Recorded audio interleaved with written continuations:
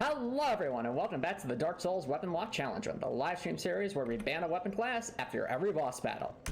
And if you want to watch these challenge runs on your own time, be sure to subscribe to the YouTube channel and boot that bell button to stay notified. Now, the last episode we got through Sun's Fortress. It took a lot longer than I thought because this dungeon is very challenging. But we managed to get through it, and now we're going to be exploring the forest down below before making our way towards Seath the Scaleless. Now, I don't remember Seath the Scaleless being that difficult of a boss fight, but at the same time, we'll have to consider which item we want to use. And also, I just realized there's a mimic. I knew there was. I thought I remembered there being a mimic around here somewhere. I just couldn't. Guess it was right there. Line this up.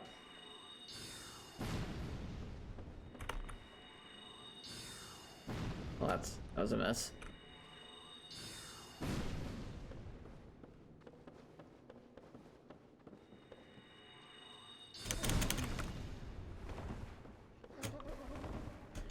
We are lucky to be alive. We are very lucky to be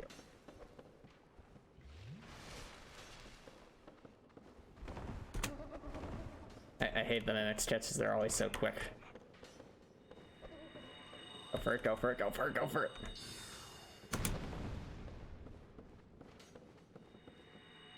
Boop.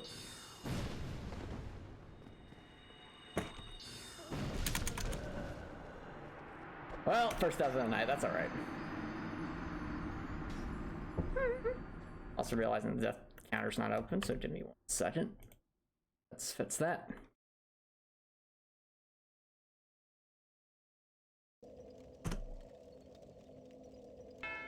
There we go.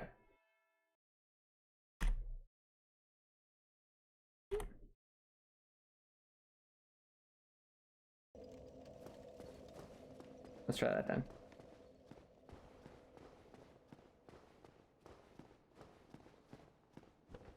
Oh, cool, Copper Necklaceon. Oh, thanks for dropping by. How's it going? Oh, you're at the gym. Nice. That sounds like fun. Oh, is that a Delta Rune reference? It certainly sounds like one. I see.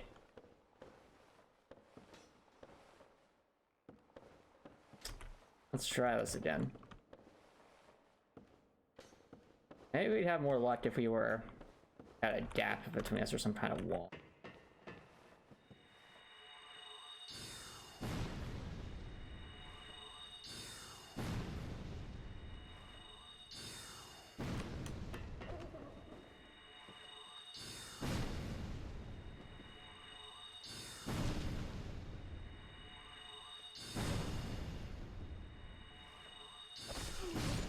Alright, I think we found some cheese, so that works out. There's the symbol of Avarice. And an enchanted falchion. Cool. Hey, Ratgor, hello, KK's Farts. Thanks for dropping by. How's it going? Oh, cool, Ratgor, thanks. And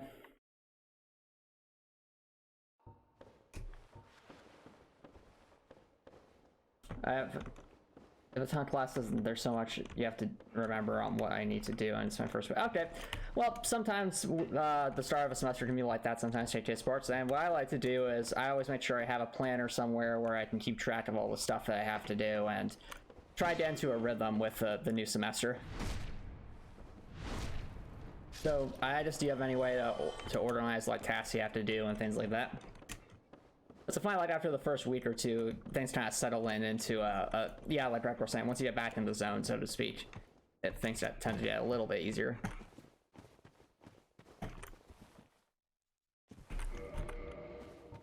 Now, there's something that's bothering me. I feel like part of my mind is saying that the Covenant Serpent, like the Silver Serpent Ring, is somewhere in the dude's archives. But I currently do not see, I haven't come across it yet. There are a bunch of crystal lids around here though. I also see the gold one that we'll have to defeat. Are you darting something?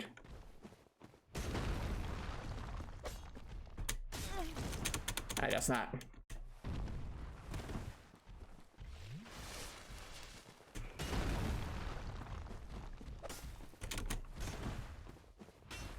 Pretty appreciate how much damage we do now. Whoa, we can 3-shot these? That's awesome. I remember how tanky these things used to be. But yeah, speaking of goals, how does your progress, Redcourt? What we're using against Seath? Great question. I'm honestly not sure yet. Gonna figure that out after we get some items. I do think like a weapon with just a little bit more range is going to be useful because Seath, if I'm remembering correctly, can be destroyed quite easily if you just hang to its right side and attack its tentacle. But to do that efficiently, you need a weapon with a little bit of reach. So probably something a bit longer, maybe the curved greatswords or something like that. What are these guys doing over here? Are they just kind of here? Is this a dank squad, or are they surrounding something? Oh, that's awesome, Record. Glad to hear you've applied to some more openings. Have you got that? I remember you mentioned some documentation you needed to take care of. Have you taken care of that yet?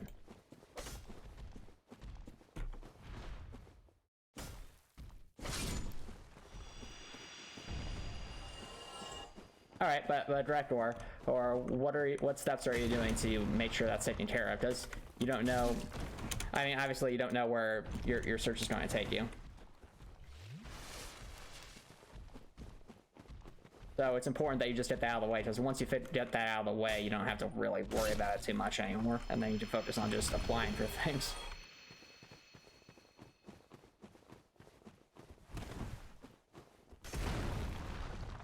Okay. All right, have you scheduled an appointment then, Reptor?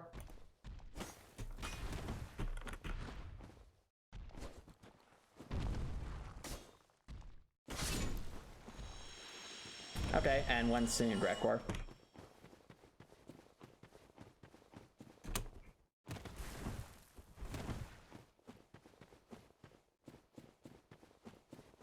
Okay. Well, what I would do is I would check to see on like their website when they're open and then call them during those hours. Yeah, do it tomorrow. That'd be a great idea. And be sure to let me know how it goes on Thursday's dev stream. Oh dear.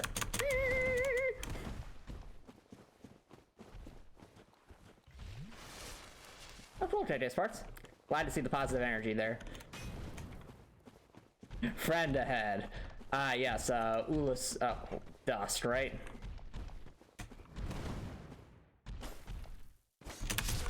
Well, that was a mistake.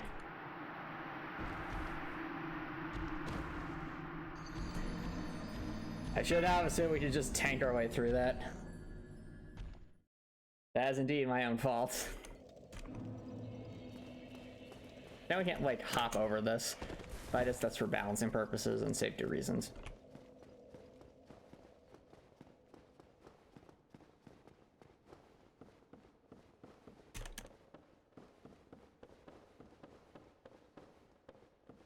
If we're gonna be too handy in the woods, we might as well use the grass crest shield.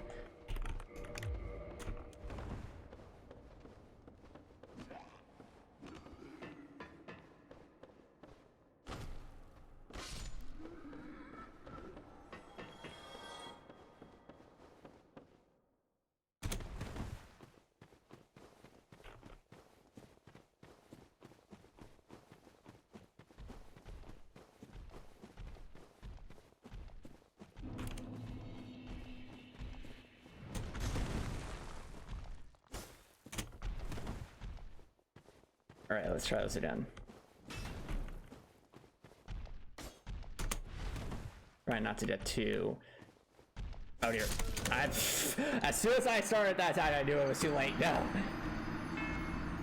This is completely doable, it's just my own impatience. But I digress. I'm glad you'll be able to work on some more tile sets as well, Bradcore. Sorry to ask, what tile sets in particular are you working on? I know in my case, off stream, I've been drawing some of the animations for some of the bosses for, Artwell. I tried a plunging attack, it did not work as intended.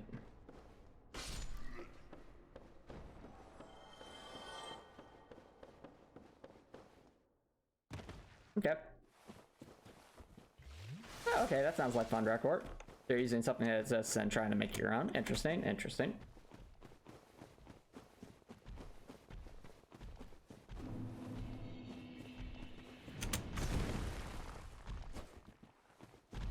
These guys have iframes.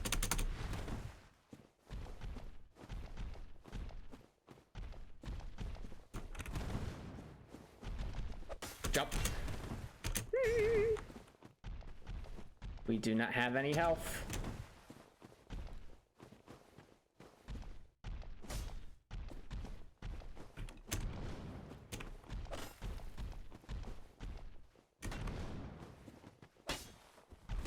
Oh, that did a lot of damage for some reason. The crit or something.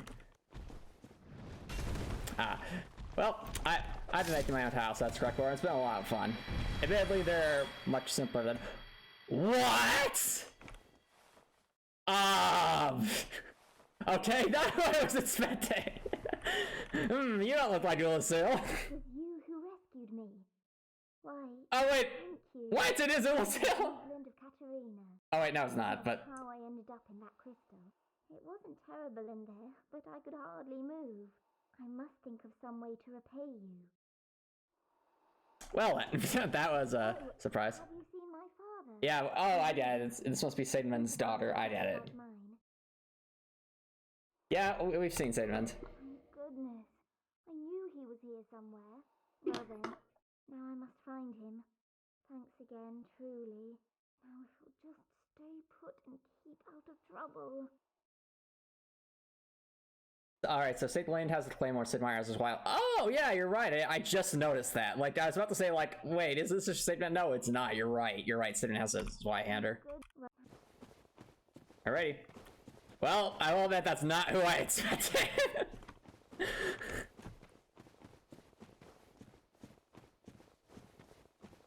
Yeah, one hand, its Y-hander requires a lot of strength, so certainly impressive on that front. I see item. Yeah, okay, that's where that guy's equipment went. That's cool. What's this guy doing over here? Is he just hanging around? No follow-up?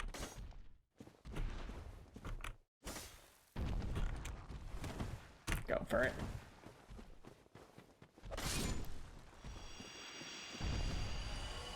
Ooh, those sound like fun classes.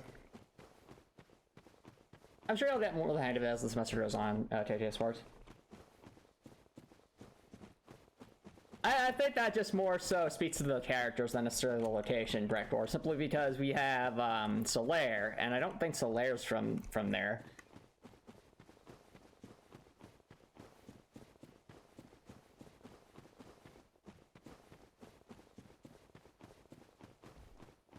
Alright, so what are you doing over here, sir? Are you blocking a potentially unique item? Oh, we'll find out, won't we? Anything? No? Seemingly not.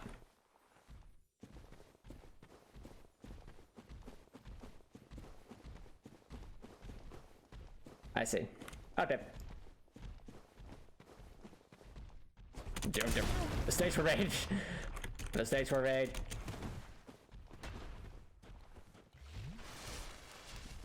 We're getting ganked by crystals.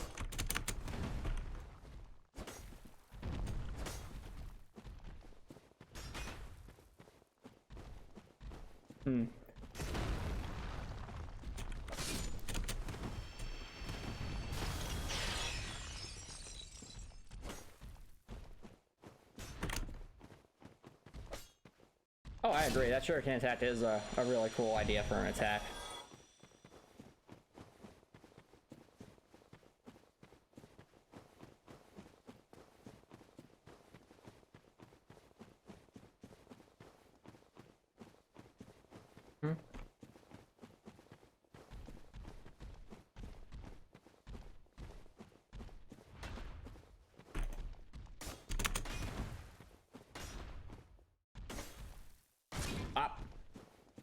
Oh, that wasn't it? There we go. I also appreciate that these crystals have such a good amount of souls now. 1200's, you know, pretty solid, all things considered. The fact that these things die in 3 hits, so.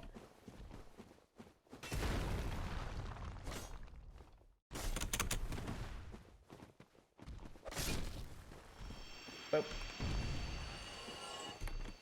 Okay, I think we got everything in the woods here, unless there's some illusory wall somewhere. I swear the Silver Serpent reigns somewhere in the dude's archives. Wondering how we missed it.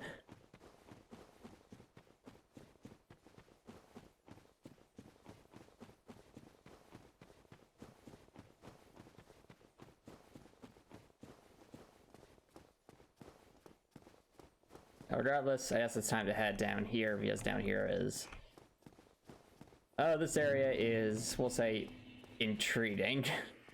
Because it has a bunch of invisible walkways.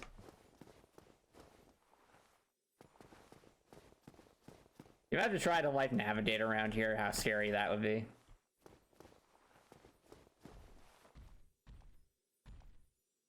I mean, this all looks so steep. And slippery.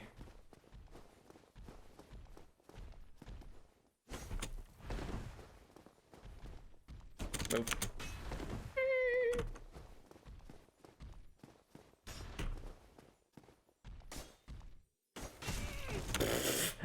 He's one hit off. He's one hit off. Come on, Tova. There we go.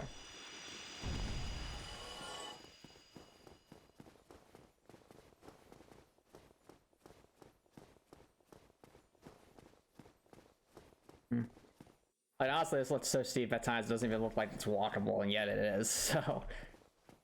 Don't know whether that's a consequence of our boots or just the way it's designed, but it's pretty neat, all things considered. I mean, in any other game, like, a path like this wouldn't exist, it would just be kind of like a glitchy mess, but here, it's expected to go down this very, very scary path, and there is Butterfly. I see that we have a path here, which I think is intentional so as not to attract the attention of the butterfly. So, yep, invisible path. I like that they give us a hint that it exists. Oh wait, is there... Okay. Oh, there's more. Okay. Now, why there's an invisible path, I don't think you'll ever know. Hooray for humanity!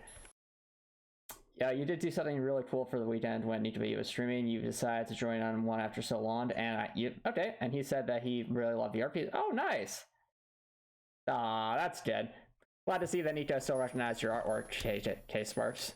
As I know you've made a bunch of fan art for him. Are butterflies dangerous? Yes, they are, K-Sparks. They have lasers. So that thing might shoot lasers at us if we're not careful. Is this a path? It certainly looks like... Okay, yeah, it's a path. A very confusing path, but still a path. Rather not aggravate the butterflies if we can avoid it, because that would be... Pure and utter chaos.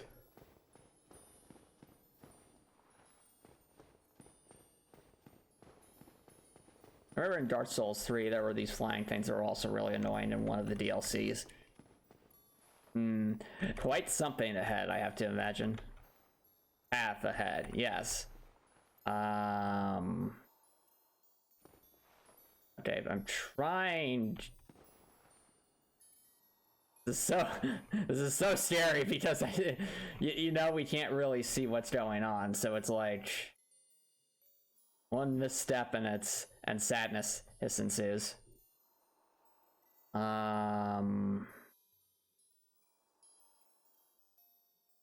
I'm trying to remember, is it just straight ahead or is this just like a fake out and we're supposed to go that way first? Okay, so it's a straight line. I see. Oh, look at that, chat. Another golden one. That's not exactly filling me with a lot of, I'm assuming this is a path over here, but we also have enemy. So,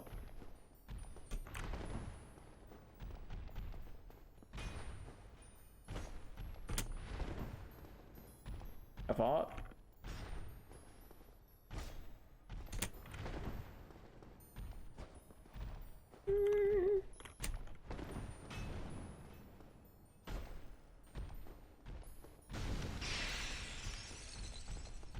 Move.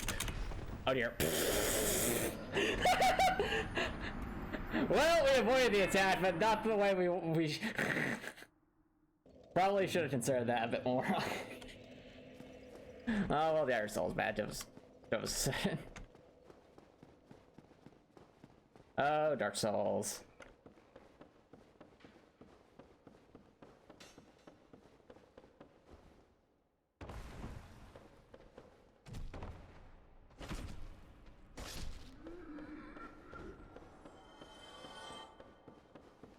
Try this again.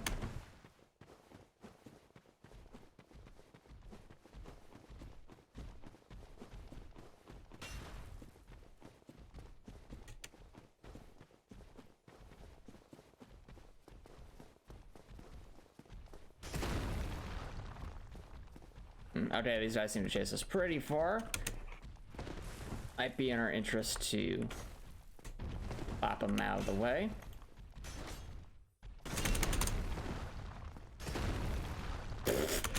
Well, okay, this has become a bit more chaotic than I would have liked. Oh dear. There's so many. And what are they doing? Are they trying to fuse together into a super crystal?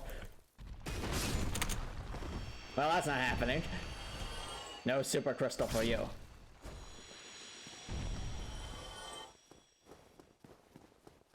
We just casually fight 4 crystals at once.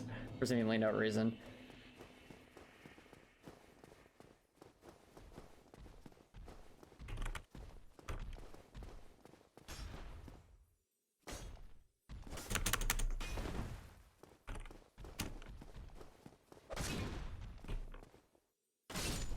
Alrighty.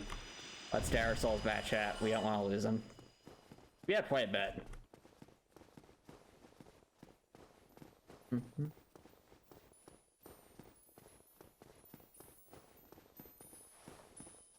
Also, a nice little sound design here, I just realized. Down the snowflakes or crystals hitting the invisible paths. It's a nice little bell sound. Which I don't think you'd ever be able to hear if there was like music going on in the background. Certainly adds to the atmosphere though, and the magical, seemingly magical nature of this area.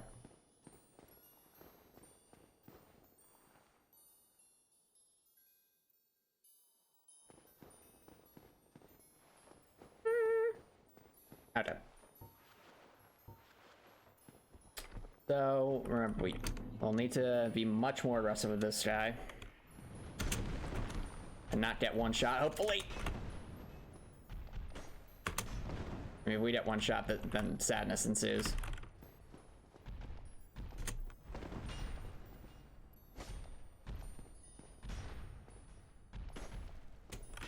Take our hits where we can get them. Oh, stamina broke. Got it. Let's go.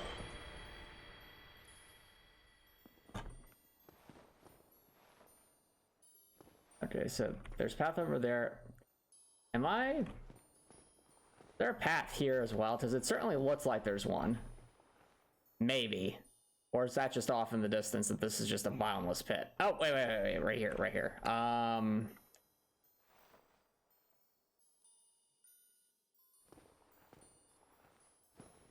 Okay, well, something's here. Oh, this is nerve-wracking. I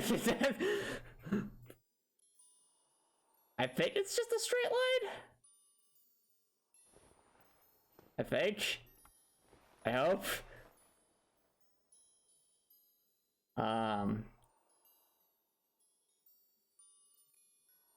Doing pretty well, Copper Nicholson. Just hoping that this is a path and not just sadness.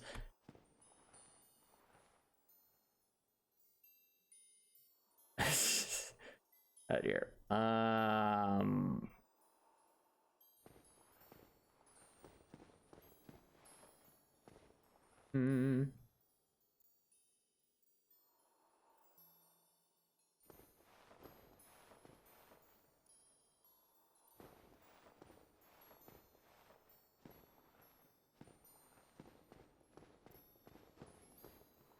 Okay. There. Okay. I was about to say, is something flying overhead? It's just one of the butterflies. Wow, that terrifying. Absolutely terrifying. But we made it. Hello, sir.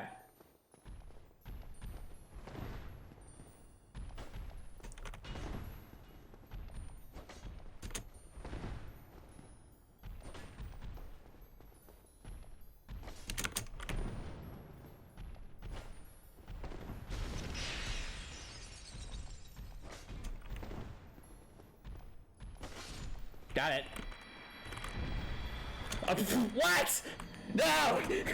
No!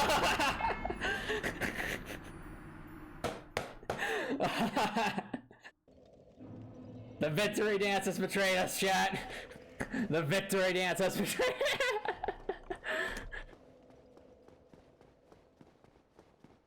I don't know, Rendleson. What did it? No, that's not what's happening. I'll say that's not. It's probably hilarious. Like that looks like a platform we could stand on. A little bit. It didn't look that angled. And we just go slide. We just get that suctioned right off, just like in the in Lost Izalith. So literally just everywhere is suction now. Dark Souls suction is a real thing.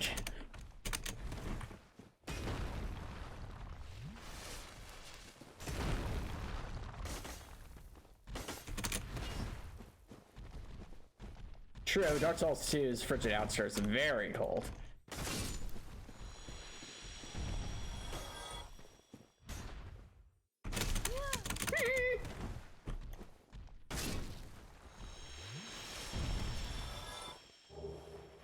And we are getting a lot of blue Titanite chunks. Not that it really helps us very much, but it's good to know. I think that's mostly just for crystal weapons.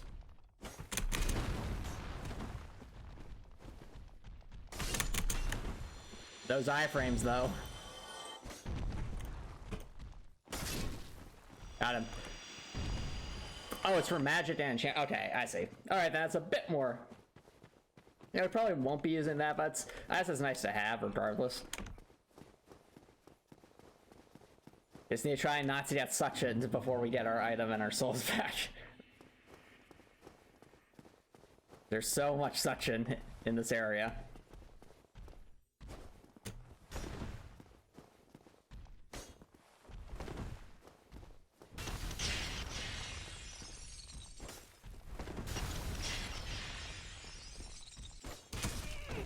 Ow. Scary. Scary. Nova. Okay, good. It's just one of the possible branches of magic, plus 5 weapons basically, with the other one being taking magic to I see. Okay. So I'm trying to fathom the difference between enchanting and magic. Is enchanting just light, or is that something else? Oh, I see. So I guess it depends on the scaling. Okay, so maybe for endgamey stuff, enchanting might be better, but for our purposes, just higher base damage will be better. That's cool. Yeah, I mean, the higher level scaling gets pretty insane. It goes up very, very high. The spot? No, I don't. Okay, now for the nerve-wracking part, chat. Block of Faith. I think if we go here, I think it's a straight line. I hope.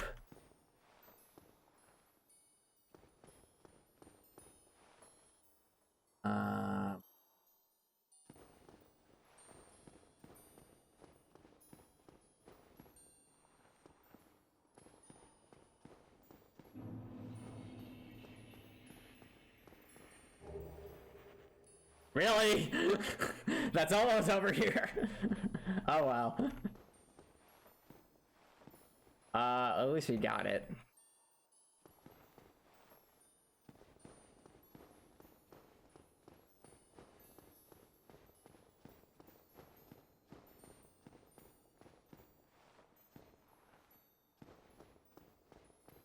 Just straight line like this. I hope.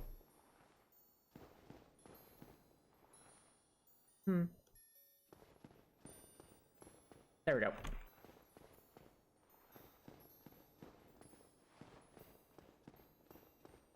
Oh, I feel the sliding. That's not it. Okay, we're here. We are here. Careful.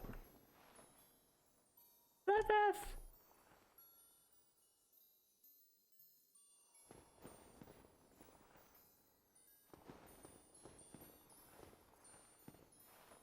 You know, I thought it's okay. It is a path.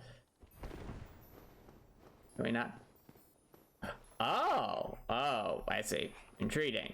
You intrigued me, game.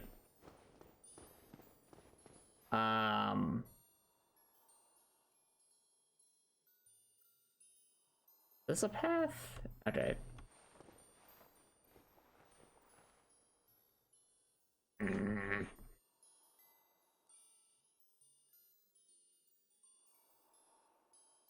Oh, just we're trying to fight Seath the Scaleless, so that giant dragon monster that imprisoned us last stream. Only contains a blue slab band. I don't really see that as worth it. I'm assuming that's what that is. Especially since this area is confusing enough as it is.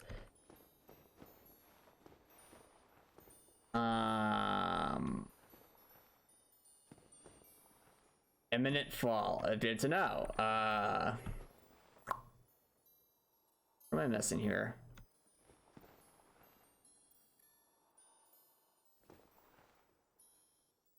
Well, my gripe here is that there should be some place for us to reach Seath, and I'm not seeing. Is this the correct path then? Just going back this way?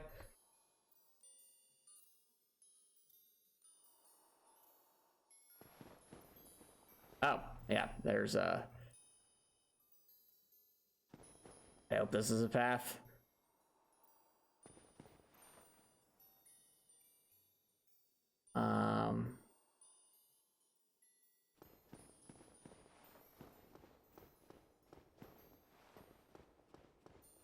Yep, that's a path.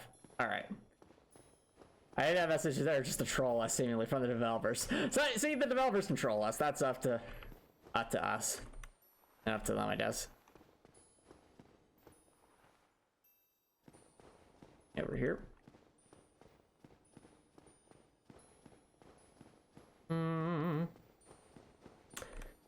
Well, at the very least, this feels familiar. Oh, yep. Time for the clams.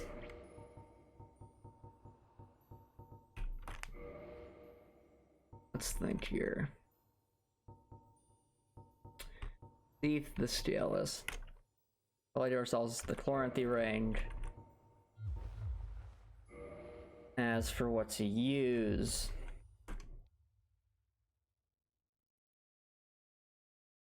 Okay, we have straight swords, great swords, ultra great swords, great hammers, bows, catalysts, curved great swords, great axes. Okay, Breckwork, no problem. So let's think about what's left. We have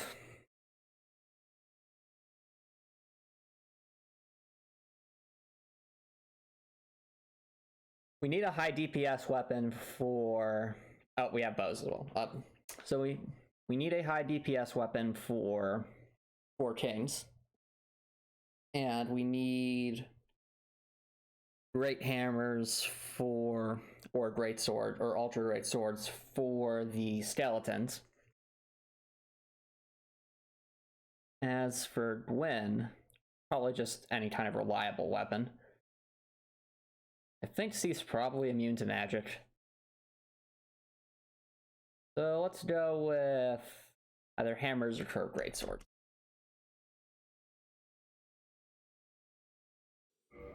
In terms of what do we have?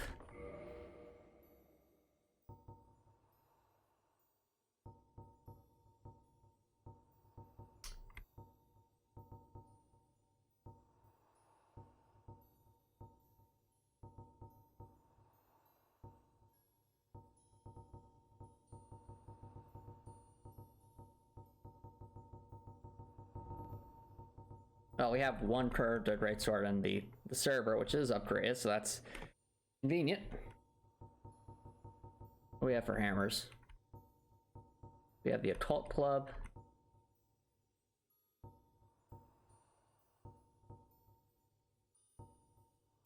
We're done with either curved greatswords or hammers, Gregor. To that end, is Seath weak to magic, or does he actually resist it pretty heavily? Because we only have a couple of different clubs in terms of what's available. I mean, if he's weak to darkness, that could be useful.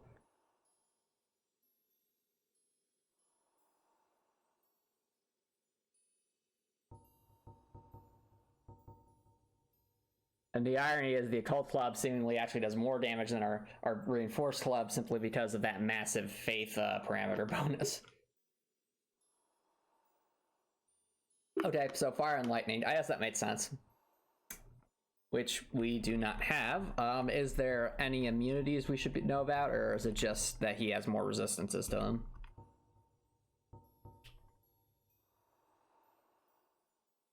Oh, against ONS we used the halberds, Gregor.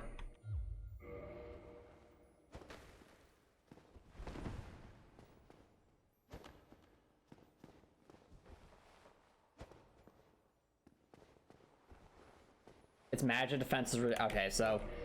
Well, even if its magic defense is ridiculously high, this would still be the highest damaging,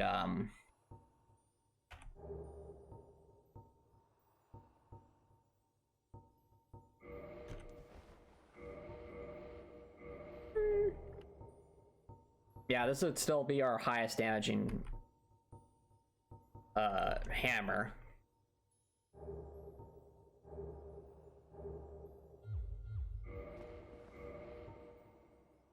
You need a poison, toxic, and bleed. Good to know. Okay, good to know. So let's make sure. Are we fast enough to... I think we're probably fast enough to maintain our fast roll. No, that's not a fast roll.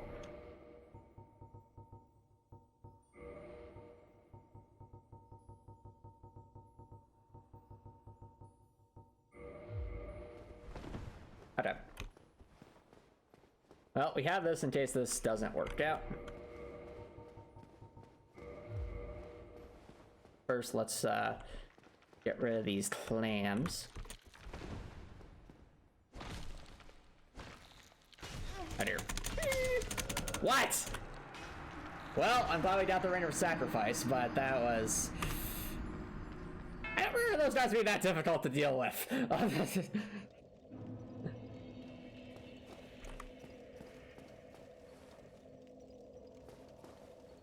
We used halberds, Gregor.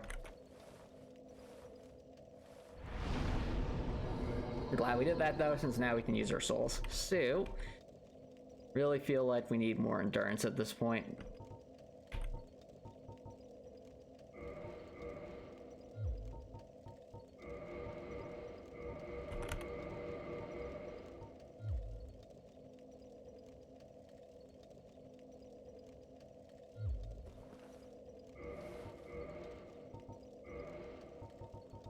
Well, now that we know where to go.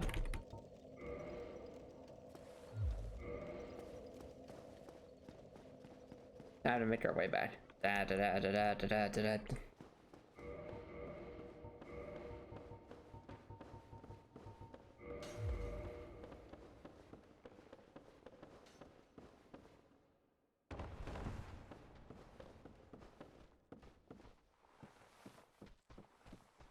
You know what? I just realized.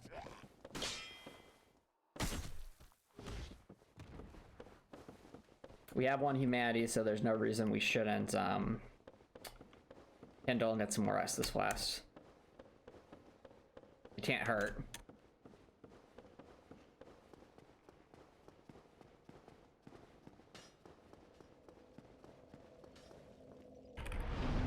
Let's...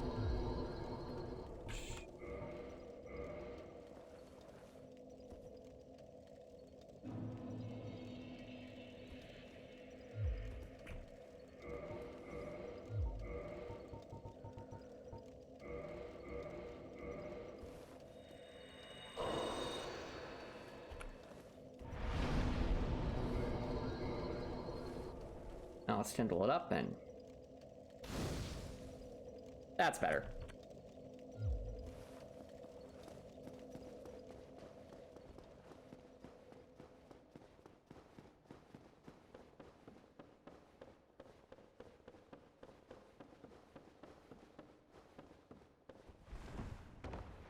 Right, plunging.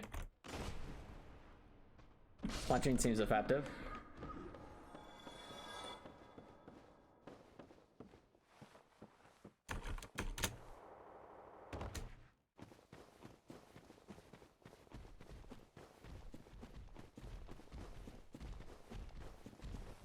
Right, Seath, here we come.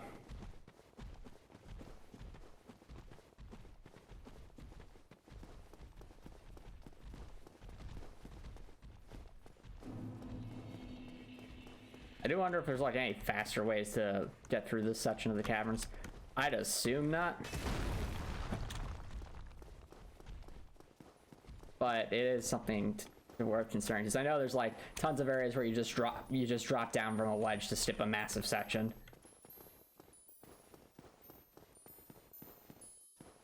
Dark Souls is designed that way, so people who know where they're going can get places pretty quickly.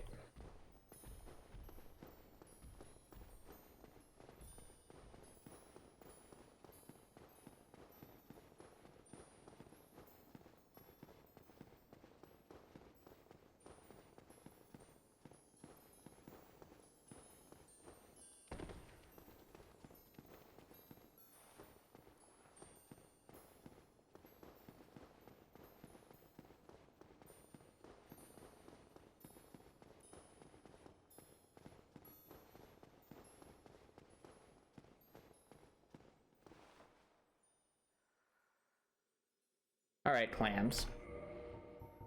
You're gonna be that way.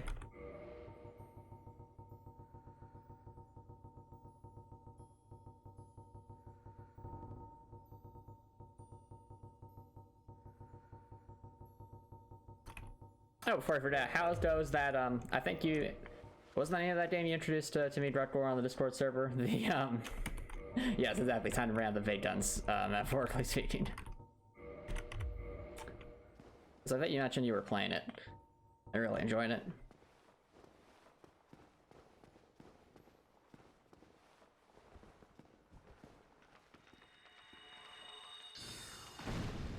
Oh wow, they have high magic resistance. Well, that's not good.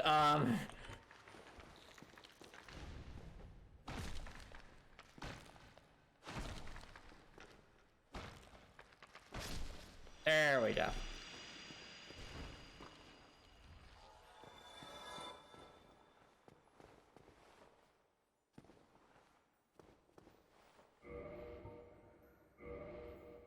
I thought I was being smart, but apparently not. I guess it made sense. There's a brilliant program area, so that every character has a limited amount of time to live, and you need to sacrifice a finite, non-renewable resource to... Ah, I said. However, that mechanic has a downside that basically sure I see record. Okay, well, I did read about that. I thought like that was an interesting idea. It kind of like makes a Souls-like version of a Majora's Mask sort of thing. But yeah, you're right. That would discourage players from messing around. Like, I'd say newcomers from exploring around too much, because you lose so many people. But I feel like from the perspective of if you get really good at the game and replay it a lot, that would add a lot of replay value. But I can understand how that might be off-putting to new players. Oh, they allow you to turn it off. Interesting. Okay.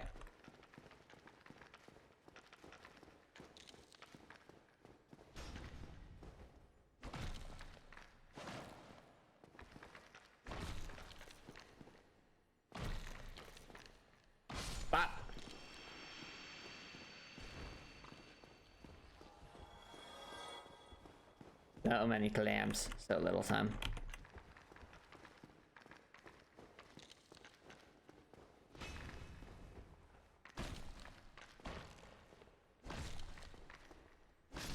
There we go.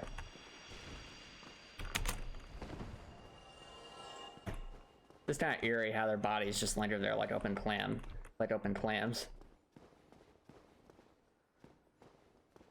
Wait, they drop twinkling titanites? Really? That's cool. Like basically like giant pearls. That's pretty neat.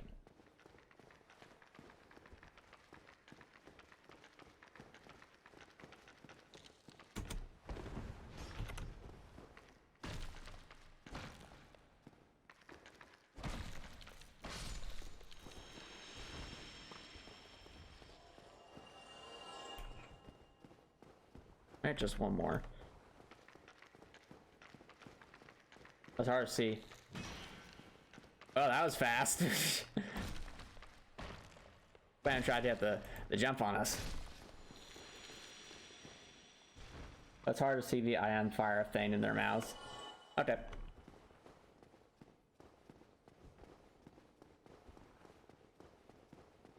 I'm not seeing any items right now. That's our objective to keep in mind, so thanks for the tip, Gretgor. Alright, let's check out our cult club. Let's see what's that one doing over there.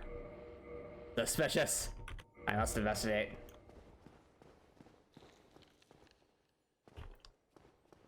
What are you doing?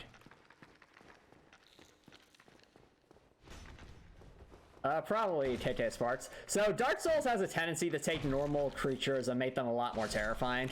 In this case, you know, like this monstrosity is just basically an oyster, but it looks a lot, you know, scarier. And oh, you're right, Gretgor. Twinkling Titanite for the win. Exactly, they're inspired by horrifying fever dreams. Or like, I think of like the fraud geckos that spew that curse fog. Like, you know, you normally wouldn't think of it as that terrifying, but when you put it in that context, suddenly it's a lot more terrifying. Okay. Now, correct me if I'm wrong, Gretgor, but we have to break that thing in order to actually succeed against Seath, or else Seath is invincible. Or am I just misremembering? We do. Okay, I thought so. In that case.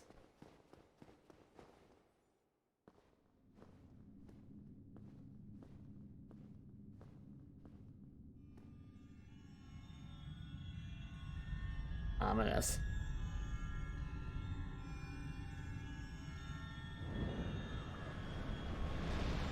Oh, here he comes. Is it too late to tell him that we defeated Priscilla? Okay.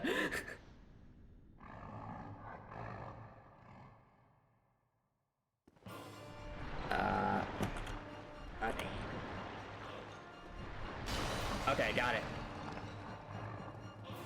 Hi, Seath.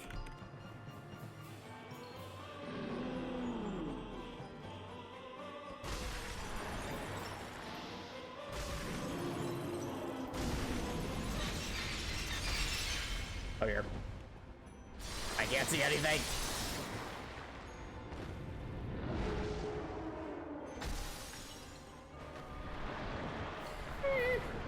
Thief. Thief. Thief. We're trying to get clubs out of the way, Gretgor. Since, or I should say hammers out of the way. That's one reason to get called club. I know a weapon with longer reach would definitely be better here. But right now we're just playing loop-de-loops with Seath. Come on!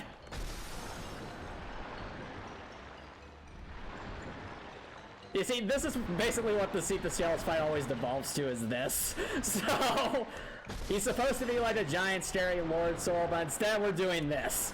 Playing Ring Around the Rosie with a giant crystal dragon.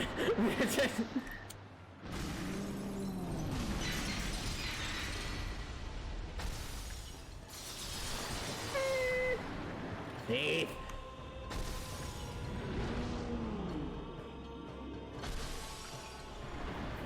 Right here.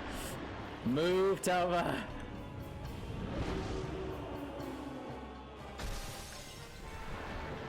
Dubby.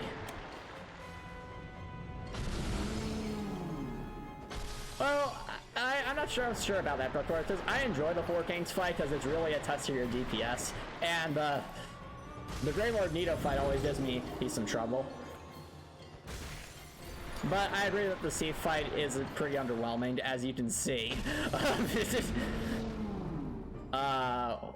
see, am I forgetting anyone?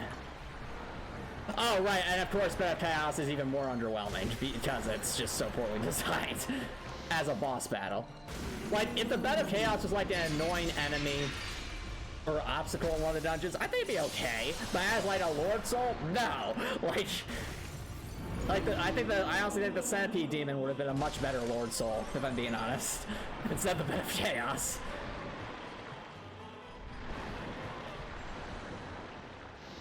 Well, I think Neo's hard for two reasons. One is the skeletons, the other is that one attack where he can hit you no matter where you are in the arena. That one always drives me insane.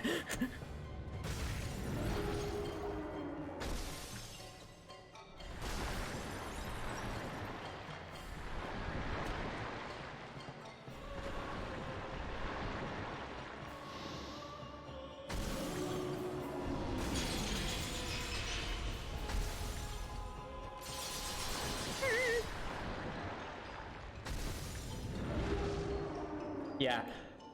The thing I'm figuring about the swords from what I've seen online is you kind of have to learn the timing of the sound effect, because there's always that it sounds like some kind of high-pitched screaming that occurs before he goes for the sword attack. And if you know just how long that sound effect is, then you can kind of time your dodge that way. Because otherwise, if not for that sound effect, you'd have no idea it's coming.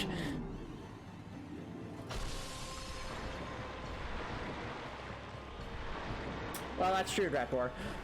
We're just saving the ranged weapons for much later, seemingly, because I enjoy them. They have a lot of utility.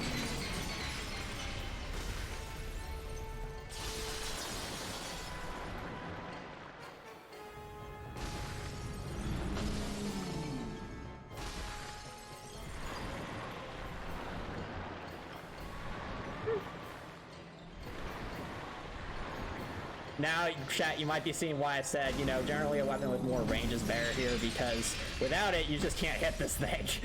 Or not consistently. Now, granted, we are getting pretty lucky here, being able to run up at the right time and bop it.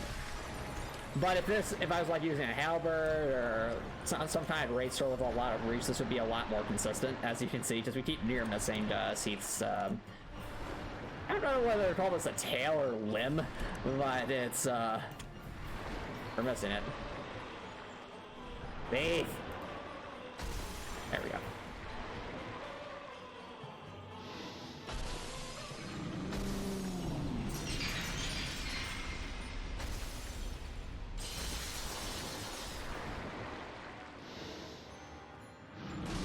Alright, yeah, I don't say our tentacles, of course.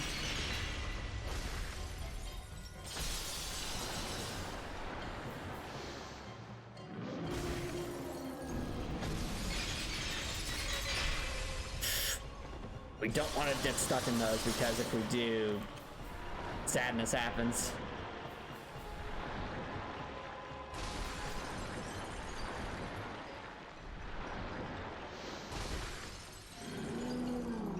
Well, that's the thing about Dracor. It's this tackle in particular, if you're running for it around here, that doesn't tend to happen.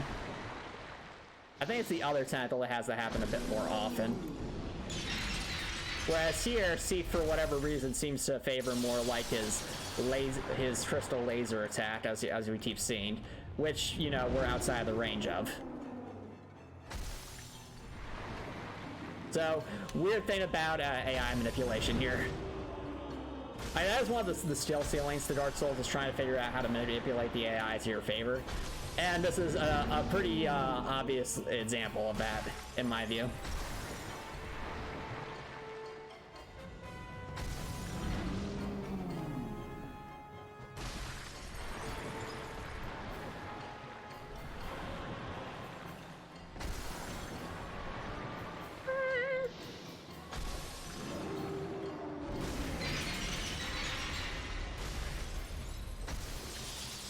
Okay. What? Okay, well, that was the first tentacle slap attack we've seen this entire battle, Chad. I know, right? I would like to point out that we've been doing this battle for how long, and he only did it once. So that's AI manipulation for you.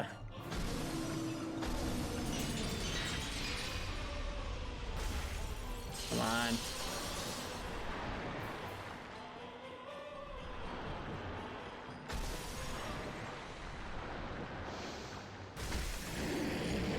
We did it! Praise the sun. There we go.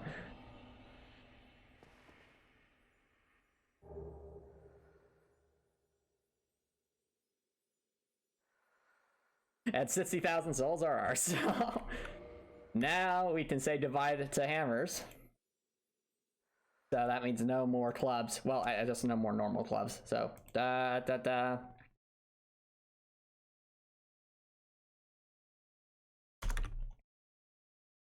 Yep. All right, bye-bye hammers. Now the question is where to go next stuff. Yeah, that's always the question.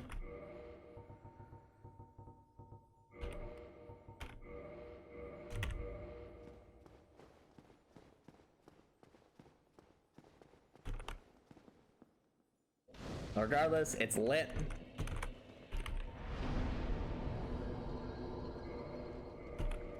Yep, that's true. We have several options. We could go to the Undead Crypt, or we could go fight the Four Kings. Or actually, do we now have the means to go to the DLC? You know what, chat? I think I'll put that to a vote. So, how many people are in chat today? Oh, wow, not too many. All right. Well, I think this would be a good spot to take a break, so don't go anywhere, guys. I will be right back.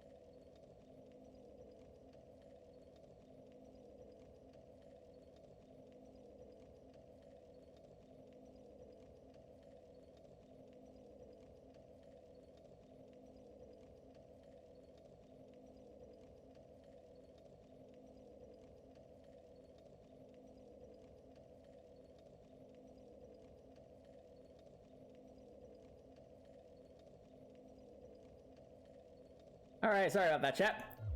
We're chilling, and right now, I was thinking it over, and I think the best spot to doze right now is going to be the 14s, just because we're there, it's around that time, and we have a ton of souls, so we could upgrade something for, in anticipation of that. Yeah, definitely DPS test time, so, in order to test our DPS, we should probably do some upgrading, and where a better place to do that than... I think we go to Anarland, we get some large Titanite chunks. Actually, how many large Titanite chunks do we have? One. Okay, we have 8. But I do need a lot of these anyway, because I want to upgrade the composite bow, so... we have a bunch of souls. Alright, here's the plan. We're going to warp to Anarland. You might be saying, why? Well, it's easy to go from Anarland to the top of, here's it called. To the top of Sen's Funhouse, and then we can and get a bunch of large Titanite shards really easy. Yep, indeed. Dark Potato Salty Ass. Hello, Spucket. Thanks for dropping by. How's it going? Great question. What weapon are we using? I'd probably say the Curved Greatsword, just because we already have the server partially upgraded, and we could get to around +9, +10. That'd probably be good.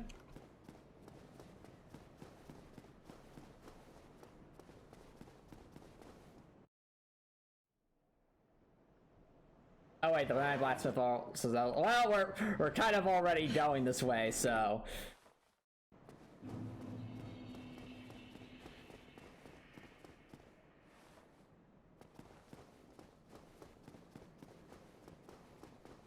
Whatever, I did, Russ.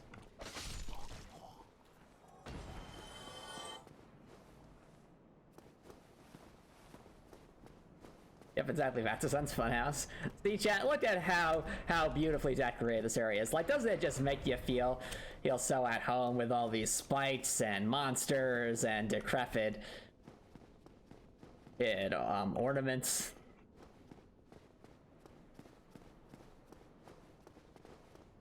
Hey, how long do you have yeah, exactly. Dark Souls is very much a game where it really depends on your skill level and how much it clicks with you. Combat's awesome on Copper Nicholson. The combat in Dark Souls is its bread and butter. I'm not sure what you're talking about. If you're saying that, my guess is you really haven't gotten used to it yet. Oh yeah, what is it? All right, so let's think about this. So 1, 2, 4. Okay, so I think it's 9 of these per Matt's level up. Well, since we're here, we might as well stock up. We'll need a bunch of these.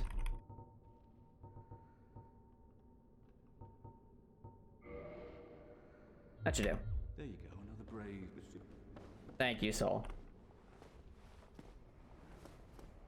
No, Copper Nicholson, no. Look, Copper Nicholson, if you want to play a Souls-like game that actually has a lot of emphasis on ranged weapons, I would suggest trying out From the Ashes. Since in that game, your primary weapon's actually like some kind of firearm, whereas like a melee weapon's more of like a backup. I really enjoyed From the Ashes, Remnant From the Ashes, but the only thing is I never beat the final boss simply because it was not designed with the intent to be beaten by a single person. Exactly, Rekor. Go to the Undead Parish. Andre, help us! We need to prepare for the 4Ks.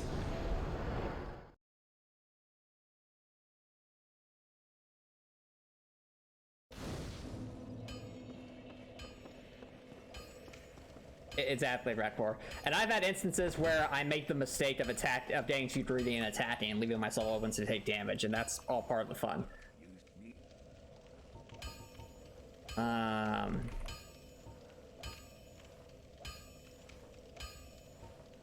Reinforced weapon. All right.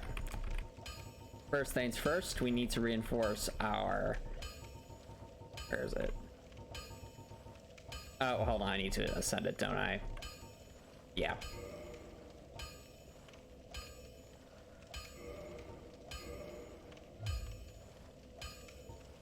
Okay.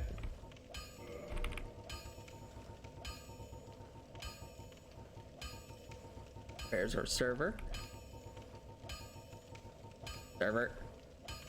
Oh, there's the composite bow, so I might as well get this up. I love the composite bow. It is so much fun to use. Really, really satisfying ranged weapon. It has the speed of a short bow, but more power than a long bow. The only drawback being its range, but with the hot rain, that doesn't matter too much.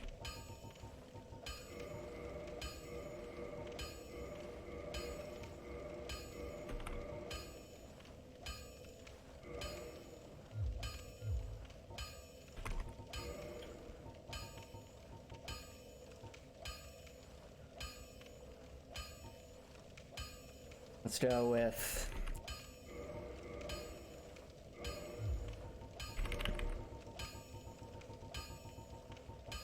Composite bow, where are you?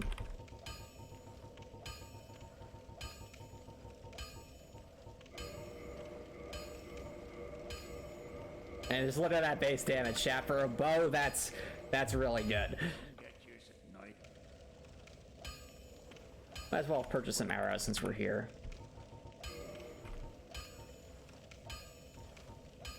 Get ourselves some large arrows. Oh. Doesn't hurt to have some in reserve. I think plus 10 should be enough, Drekor. I mean, plus 15 would be ideal, but I mean, it's a great sword, so it's already going to do a ton of damage. It just needs to, you just need to land your hits. I mean, look at this though, chat. Just the amount of bonus physical damage we get from strength on this is insane, as you can see. I mean, look at that, chat. Look at that damage. And that's a bow without any arrows, just the bow. Like, I like it so much. Because that C in the strength helps it so much. But anyway, I digress. Let's, get ourselves our server. I can find it.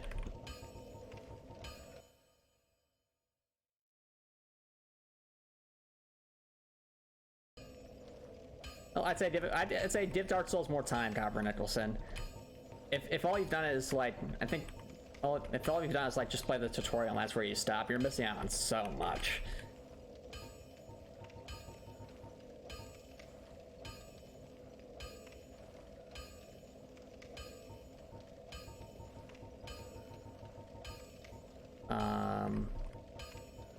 There it is. Found it.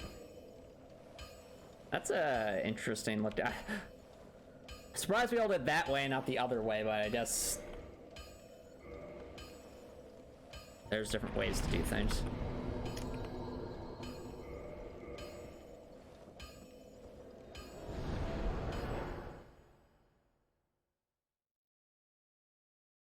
Well, the thing is, Drekor, I don't really consider Skyrim and Genshin Impact action RPGs, because to me, an action RPG is more like Dark Souls. Is it really that heavy? Oh wow, it is that heavy. Pfft. That is a lot of weight. Wow, we can only mid-roll this thing because it's so gosh darn heavy.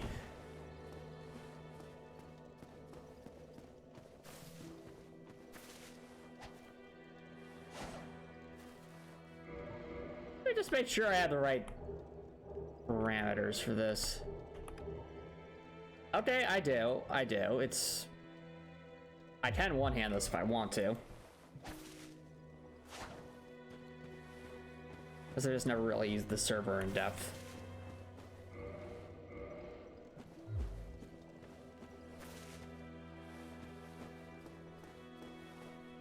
Oh, absolutely, Drakor. Crosscode's most certainly an action RPG. It's just, to me, an action RPG has more connotations with Dark Souls now than it does with, say, an RPG that happens to have some elements where you can move around in real time. To me, you know, in an RPG where you can move around in real time is just an RPG. Whereas an action RPG is a game like this, or Near Automata, or just any kind of RPG where the skill ceiling is pretty high for the most part, and things are pretty challenging. So yeah, Crosscode definitely fits that mold.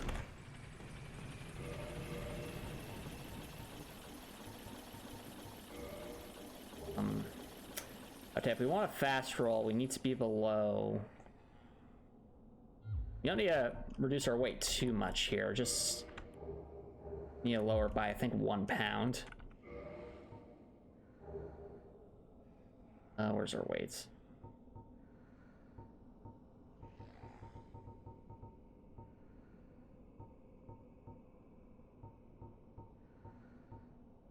That'll work. There we go, now we can fast roll. Use the old dingy clothes now as opposed to the painted Guardian Legends.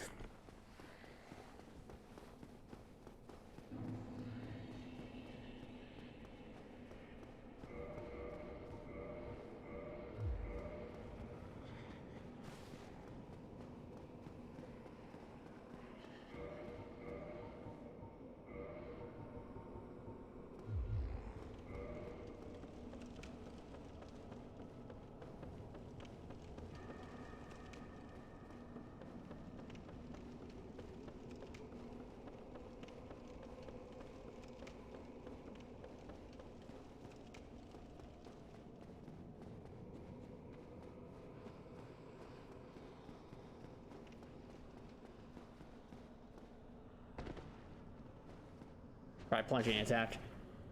I know.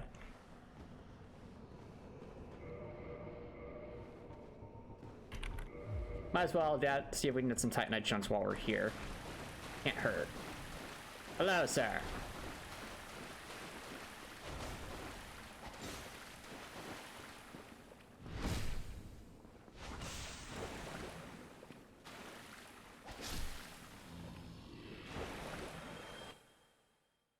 Like RPGs include stats and equipment and levels that mean that the numbers associated with your character are highly influential. Most good RPGs include at least a small element of strategy, so there's stats and strategy. Enter action RPGs like Dark Souls and you add a player still. Yeah, exactly. No, it makes perfect sense, and I agree, Drakor. So basically, what you're saying is there are types of RPGs where if your numbers just aren't high enough, you're not winning, no matter how skilled you are.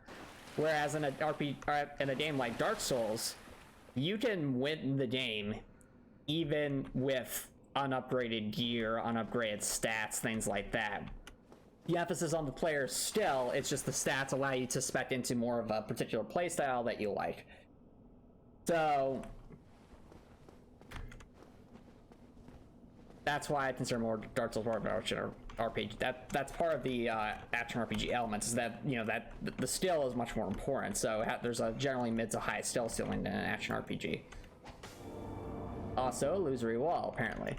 Alright, we've been here before. Hello, sir. You have made a mistake.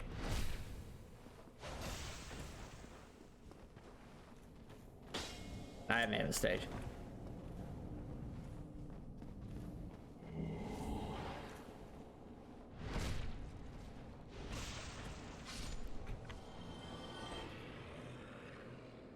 Anything? Nope.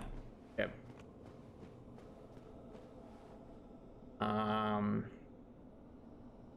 The way to... I think it's probably, but yeah.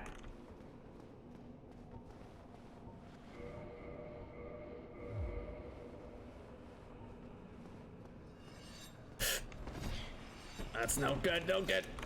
Not good. I forgot there were ghosts here.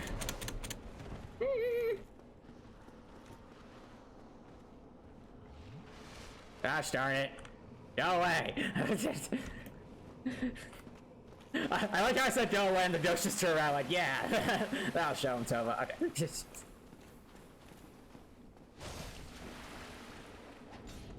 I am surprised that didn't block it. Oh, weird, ain't hit.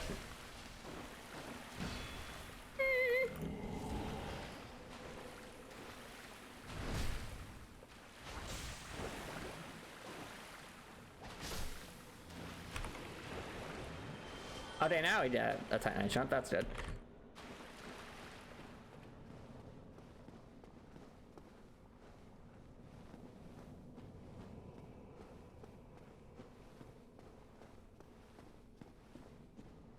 I am confused. Alright, well, we did a little bit of exploring, but let's make our way to the abyss.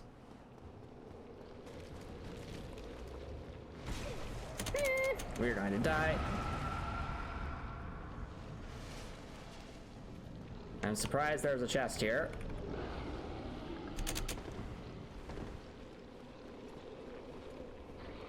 I'm also very confused as to where the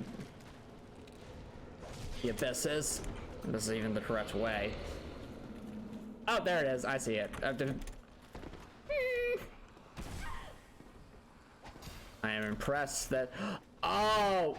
I know where we are, I think. And we're dead. But it's like, that's the gate, so it's like, it all loops back around, so... I also didn't know it was right there. Okay. That makes me wonder, actually. Hold on, I need to test something for science.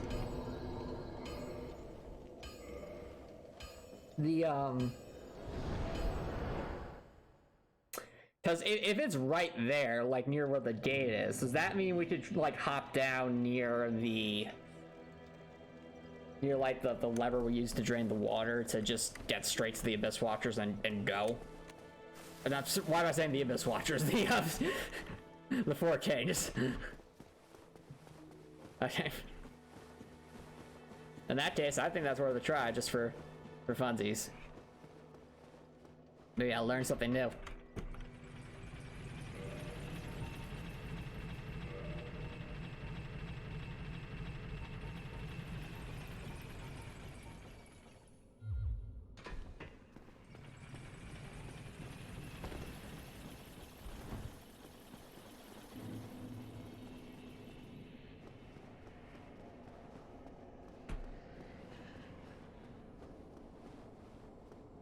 So let's say about where the gate is. It's way over there.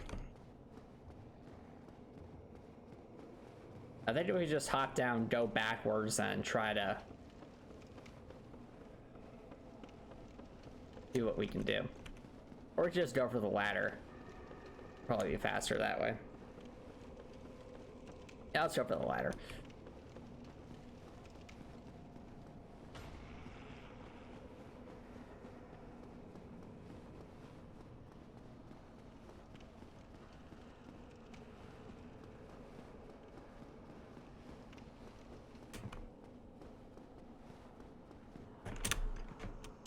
And we messed that up spectacularly.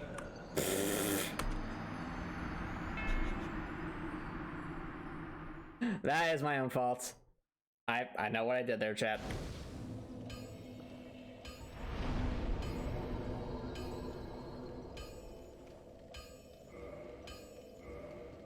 I am not sure, Repper.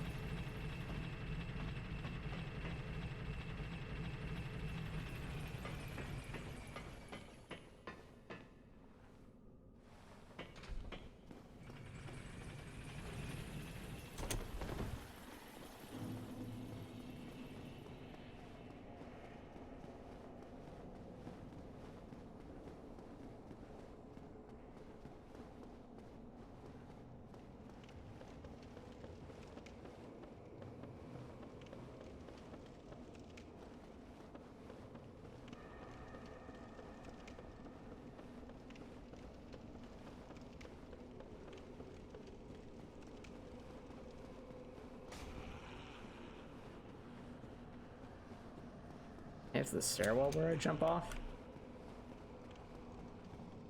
No, it's that point over there.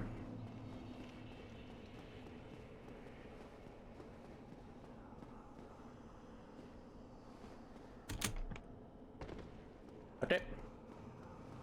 Nice and easy. Go, Tova. Run!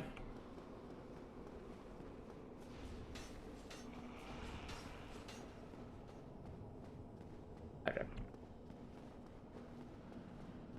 Go for... Ha! Alright. Those jumps, though.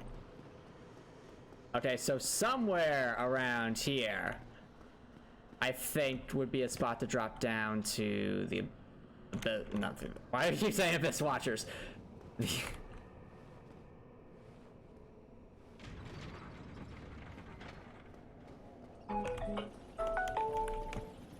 Can't really tell though. I'm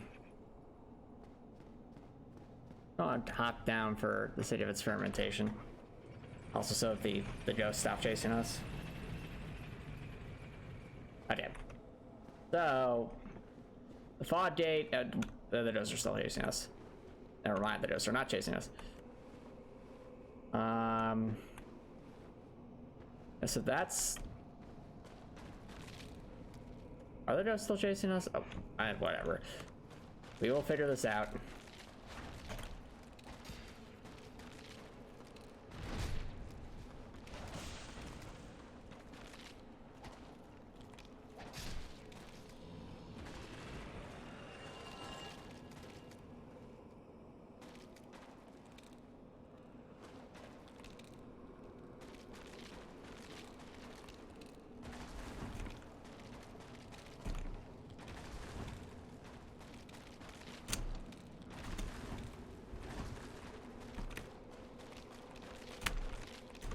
I feel like that should be doable, but maybe I'm just being dumb.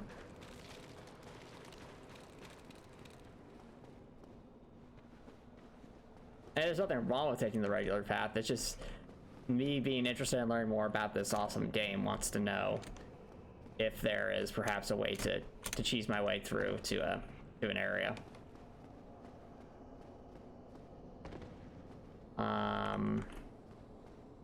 Probably jump across like that.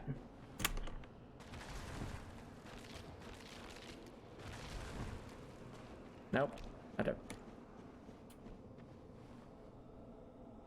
Because I feel like it's over there. Yeah, does that to me that looks like that's the archway. The path would be right there.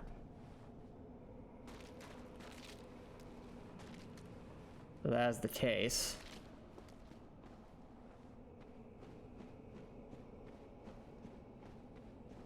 Oh, whoops, nope, not the Dargans. Not the Dargans.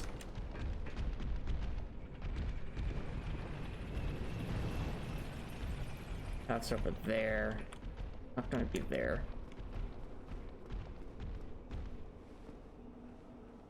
He's somewhere around here, I'd imagine. Well, nothing venture, nothing gain, right? Well, we've landed somewhere. To the right spot, though, probably not. Well, you found a friend.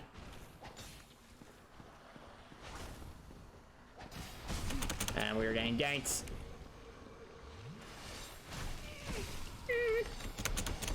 Ghosts, why? Oh, we're dead. And there's the fog gate. Oh, wait, it is right here. Okay. So that was actually the right spot. Okay.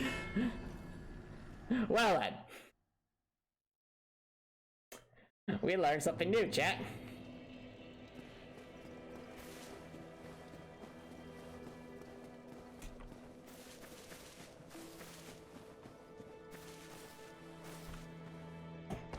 Yeah, we found a faster way just to the fort change. So, that's pretty cool. Which is the whole reason why we're messing around over there.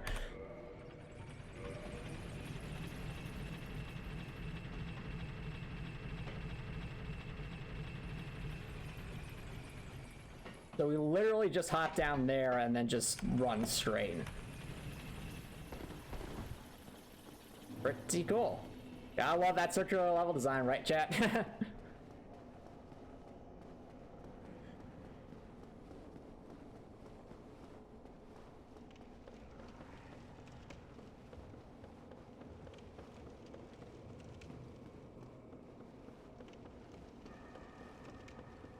I have to imagine so for sure, Record.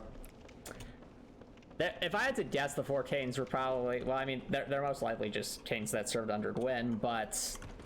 I wonder if, like, each one had their own personalities and things like that. You say that, Record, but that's with writing my own game, so for Heartwell, like, obviously, I have lots of writing to do and lore building. But for, like, Dark Souls, I know barely any of it. It's a shame because there's really some really deep there's some really deep lore in this game. It's just I only know small tidbits here and there.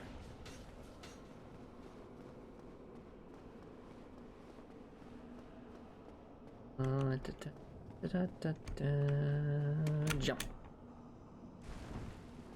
Oh, there's the fog gate. I wonder. Okay. Aha! Shortcut found, chat. Shortcut found. Get us out of here. I think the ghost... Yeah, they can. They can pace through the raw data. Absolutely, 1000%. We need to make sure we have the ring, though. Where is it? Where's the... there it is. Okay. So ominous.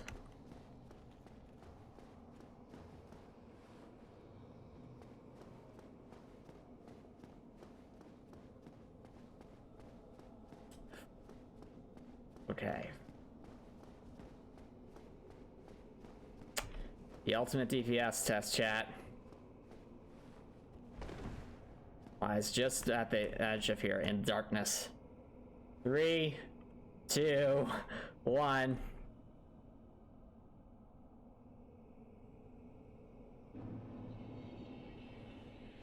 Okay, where's it gonna be?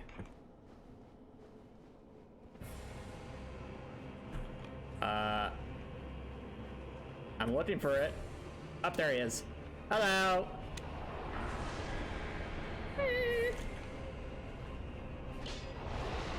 I messed that up. This damage is lacking. Ow! What? I'm a bit disappointed by that damage.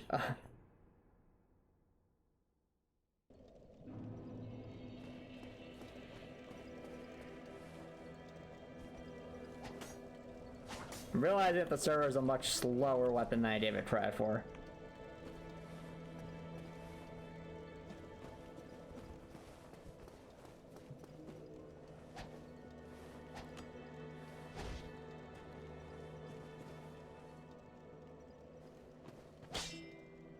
Oh, I think we have one shot. We could add to plus 11, but yeah, that's the thing, Ruck, where you have to ask the question, like, what would that do for us? It's, what weapon classes do we still have left?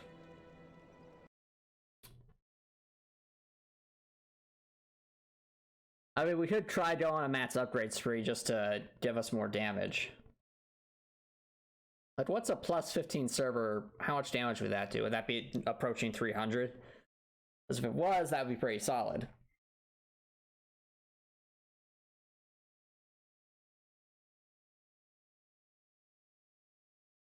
Oh, you'd like to do Londo first? Oh, okay, Copper Nicholson. That's your call, I guess.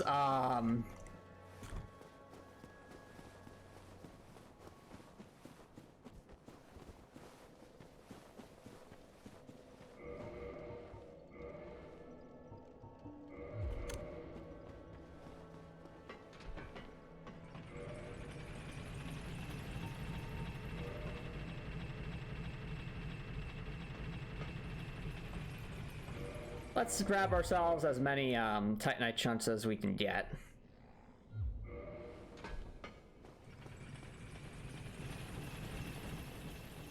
And yet the server upgrade more, because that damage was left a bit to be desired, shall we say. Since not being able to quickly bop out one of the 14s is going to be a problem.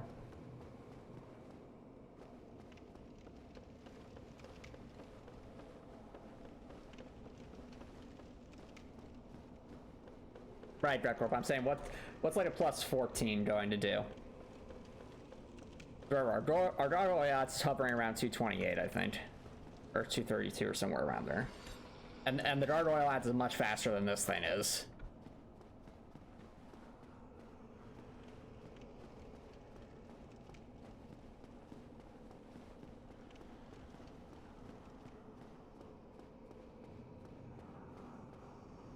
Weak to lightning, you say? It's too late to make a lightning weapon. A lightning server. You know, that would be unique, but would we be basically missing out on a lot of the upgrades we already put into this thing?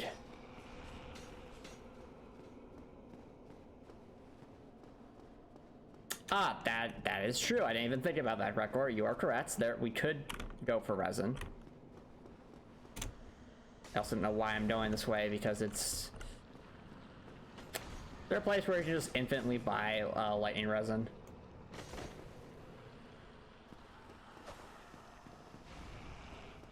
At least give it another attempt since we are here. I do want to see if I can learn the attack pattern a bit better. Also, if we're not going to be blocking things, might as well press shield up. Oh, so we're actually at the right spot for it. Okay, well, in that case, that's perfect. So we can try for a lightning weapon. First attempt.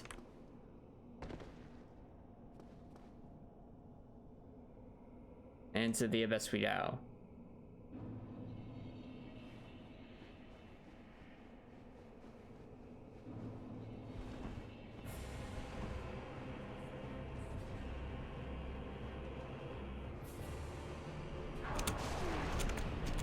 I am surprised I am alive.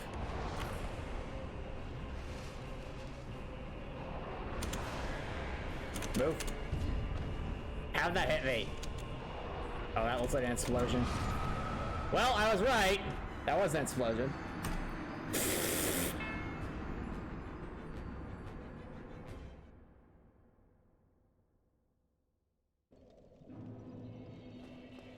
So, lightning weapons.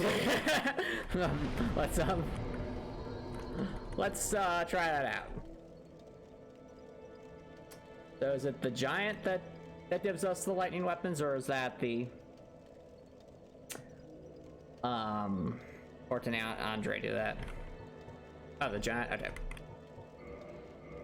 And Orlando it is then.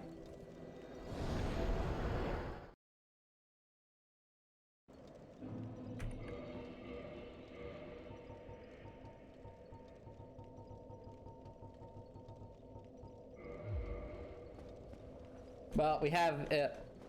We do have at least one regular Chandra record, and we can always get more by fighting those. I think they're called the Dark Wraiths in the in New Launder runs.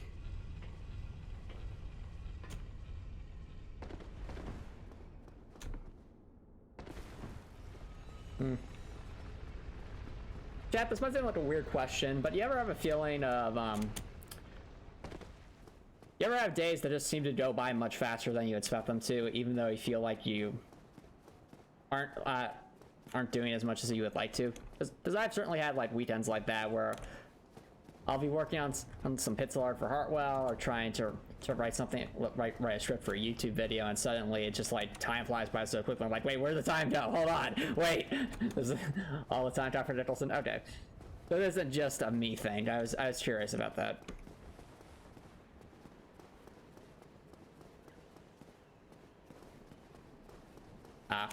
Okay.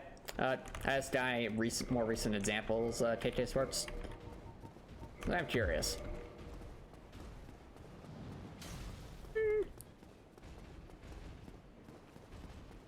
Right, Alright, they're baited. Get out of here! That has the power of a plus 15 in gargoyle accidents, these things. Vicious. Absolutely vicious. I love it. Happens on weekends. Understandable. Okay.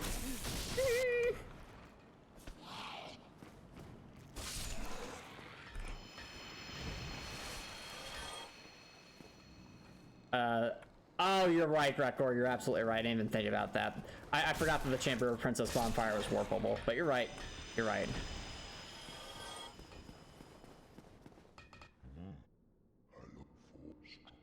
Hello. Okay. Give me a lightning server.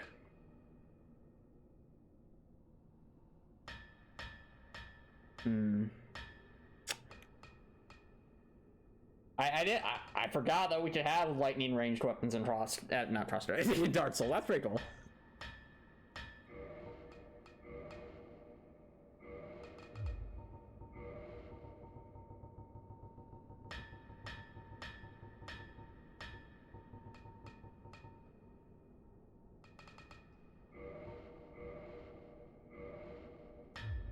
My weekdays when I was at college, it went by quickly without nothing happened. It set me learning a lot of stuff. Ah, fair enough. Take this parts. Alright. You know what, chat? I think we...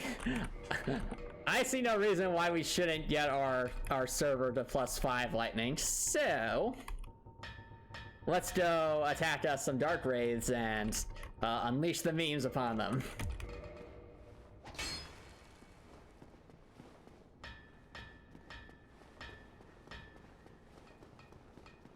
Yeah, well, that's the thing, KT, as far as when something's new, it can definitely seem like that time does a lot slower because you're getting used to it and your brain's trying to take everything in. But once you get into a groove of things go by a bit faster. Yeah, well, Drekor, this might actually end up being pretty cool because I've never used lightning weapons outside of like the sunlight, like the lightning weapon, like Miracle. So to actually have a weapon dedicated like this, it'll be interesting. I've never tried it before. I'll be curious to see how it turns out. And for a second there, I thought Ornstein was staying there, like, oh no, phase 2. No, we're good. So the Weaponlocke has most certainly made me try weapon categories and ideas I never would have considered in a normal playthrough, which is part of the point, because this is like really forcing me to master Dark Souls in a way that I haven't before.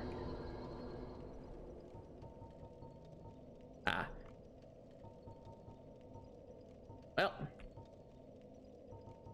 do the Firelink Shrine.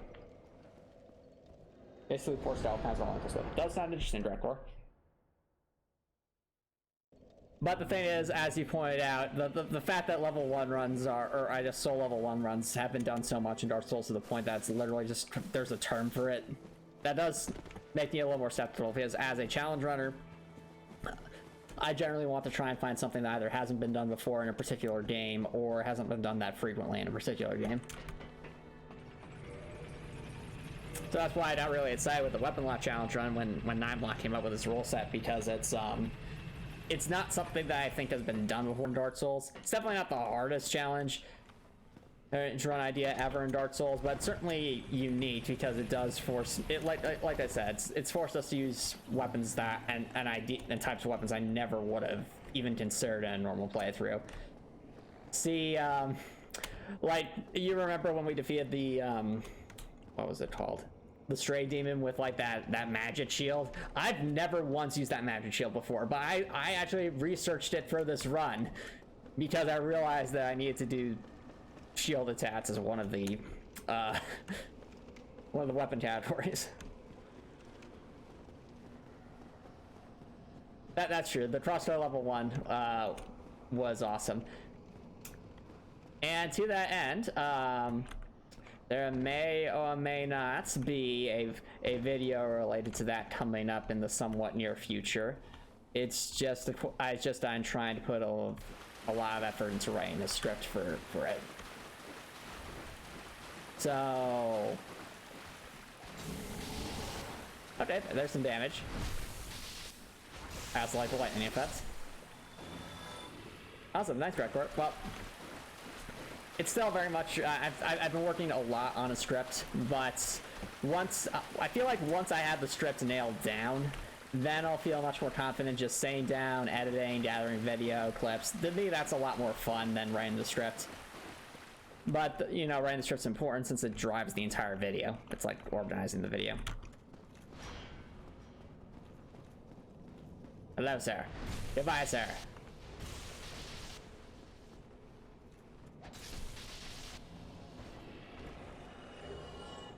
Come on! What? Why? Again? What? No!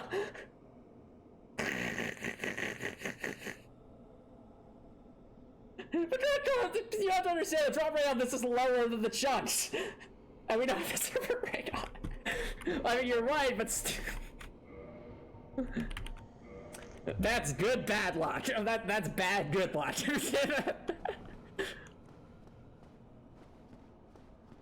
We already have a dark cat. We don't need another one.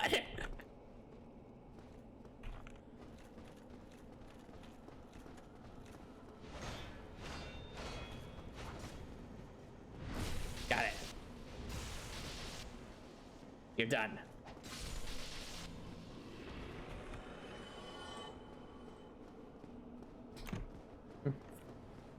I know you have played it before, but it sounds like you know what you're doing.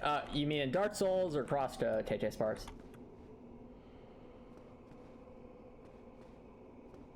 I mean, I have played Dark Souls 1 before. I mean, just dying a lot is to be expected for playing a Dark Souls game, unless you're like at the peak of like speed running or boss rushing to the point where you just can do the stuff in your sleep. I'm not there, but I definitely have a smidge more game knowledge than I would if I were a new player.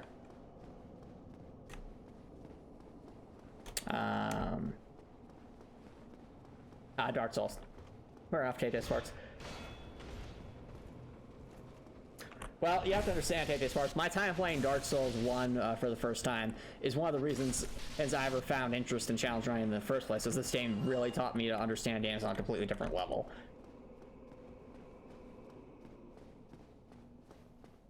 Yep, that's correct, Chopper Nicholson. So it has been a while since I played Dark Souls, even though when I was playing it, I like did a couple playthroughs. So it's kind of like getting to re-experience it all again, but it's not all completely new. So I have gotten to experience new weapon categories I never used, so that feels new-ish. Or newer. I know, is there one over here? Hello? Dark Wraith? Anywhere? Nope. Oh, we can jump up there. That's satisfying. Dark Wraith. We stay over here before the ghosts do, and I get sad. 'Cause I know they're coming.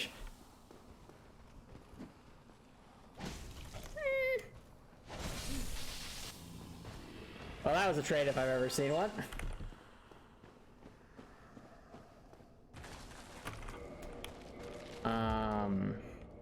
Did we die in chunks? I don't think we died in chunks. No, we didn't. Gosh darn it. Come on. Oh well. Now we have to run back to Firelink, trying.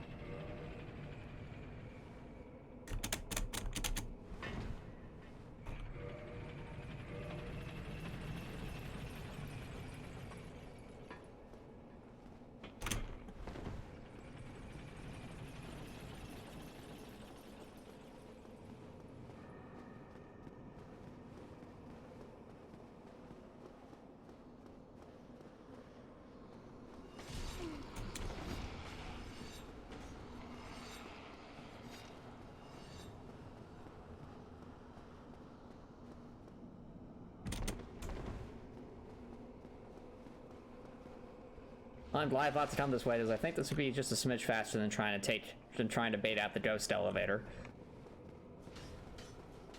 Just a smidge. Boop. Perfect.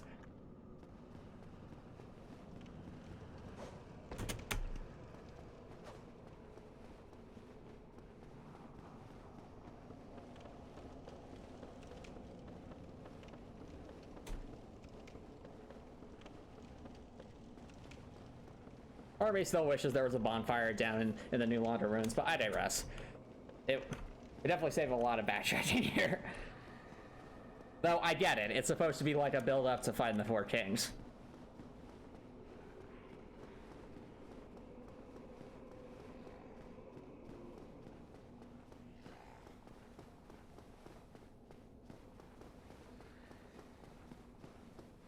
Yeah.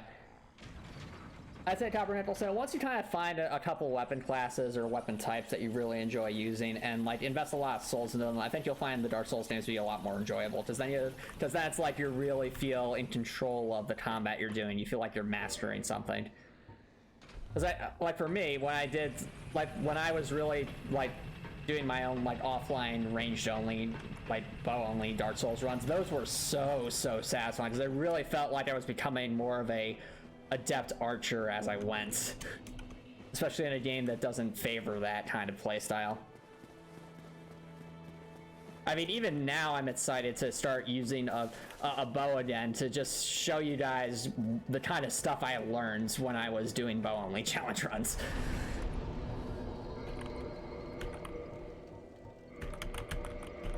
Because I mean, I had to get really good at understanding how to position myself and knowing when to let loose an arrow and when to just wait for an opportunity.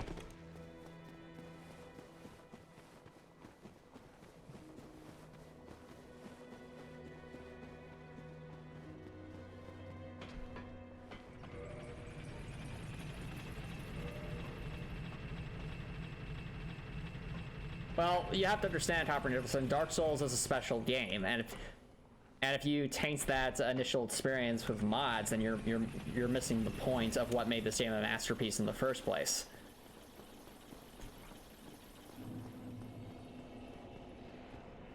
So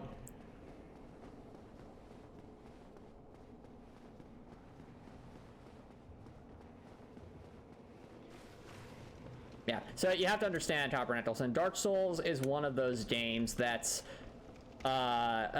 established an entire gameplay genre and I think reinvigorated the idea that modern games can be hard, or modern games can be challenging, and not just can be challenging but should be challenging.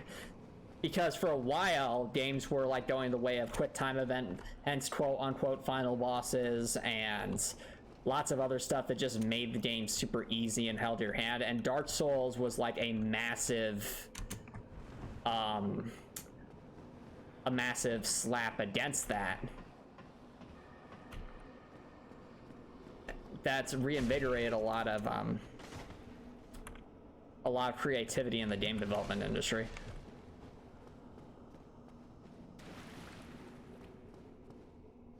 Exactly. Keep Rector.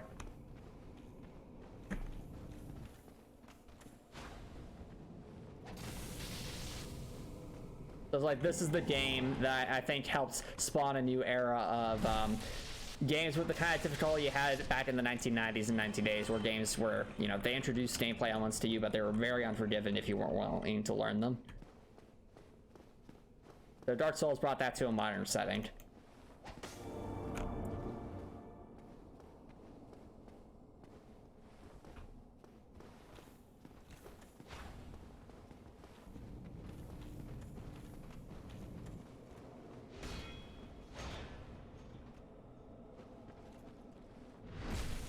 There we go. You're done.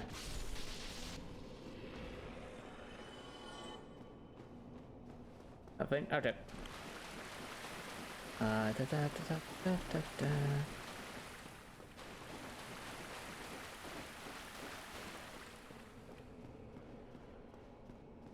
Oh yeah, no, there's definitely some clear retro sensibilities here, and I love it. Because it makes me think of like games when I was younger, and it's like, you know, they hit you hard to start out with. But then when you start to learn them and get better at them, they're so satisfying, and we're about to die. Well, Toma's soul's staying drained. Bye, Toma!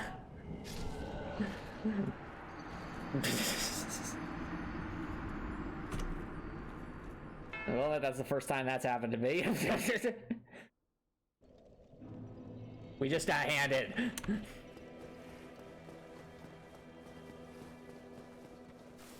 You don't want it handed.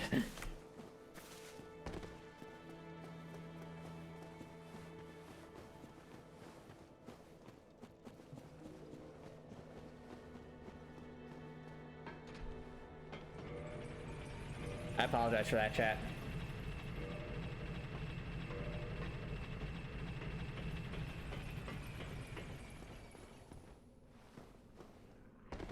Part of me just realized we have the symbol of Avarice, so we could equip that if we want to try and cheese our way to getting more chunks.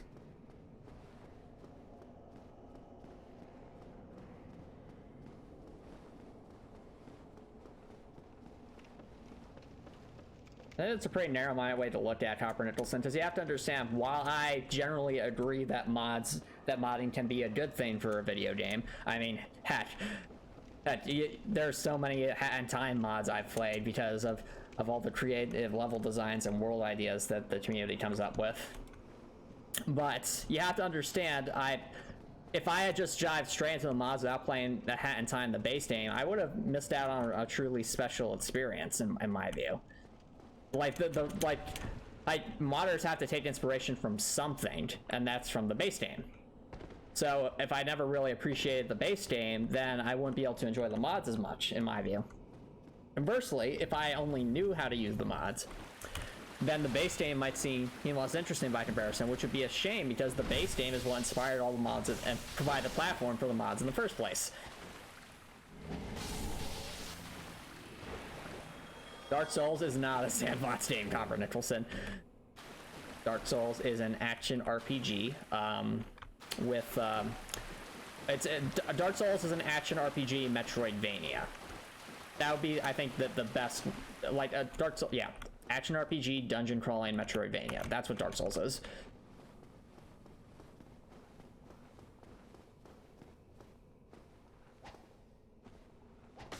Well, that's Metroidvania games, Copper Nicholson, involve a lot of exploration. That's where the exploration comes into play. But Metroidvania games are not sandbox games, necessarily. Great question, Swatip. I actually have not played Hades. I know it's an excellent game, though. It's is a good turn. It's an interesting innovation on the roguelike formula. Yeah, I probably would. It's just I haven't played it, Swatip. So we want to equip the symbol of Avarice, which will immediately start taking down our health, but might give us a better chance of getting better gear. So there it is. Right.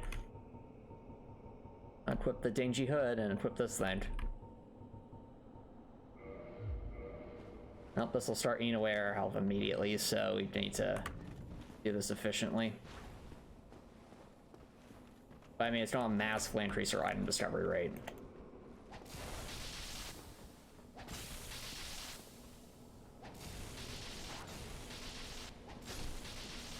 Anything? Oh, come on! Stop! No! That's the third one! Why do I keep getting dark hands? Are you trying to tell me something, Dark Souls? Are you mocking me for getting destroyed by the dark hand that one time? Dark Souls? Dark Souls? Why you do this?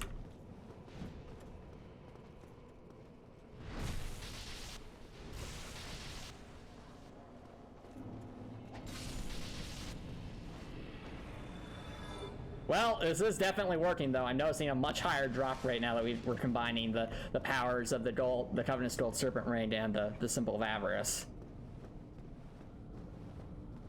So this is definitely the way to go. It's just riskier because, of course, the symbol of Avarice is super heavy, and it's, of course, as you can see, slowly eating away at our health.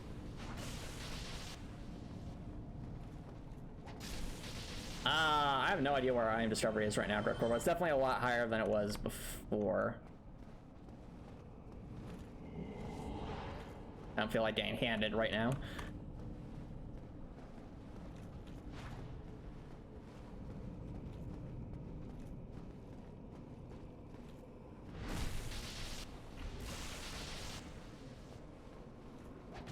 Gotcha. Okay.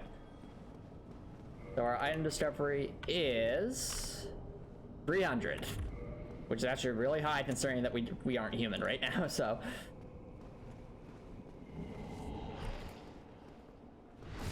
I mean, if we were human, that'd be even higher, but still.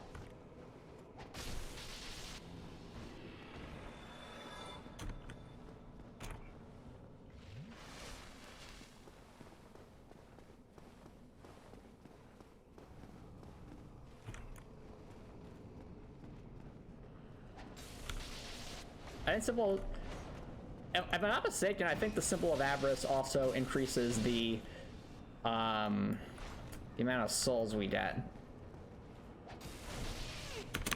No! No! Come on!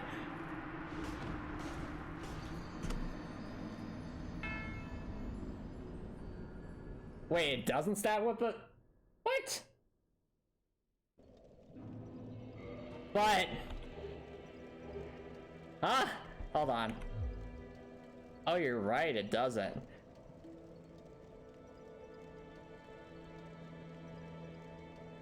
Oh, okay, so that was just luck. Does the symbol of Avarice increase soul turn though? It does raise soul absorption. Okay, so it's still useful just for a different reason.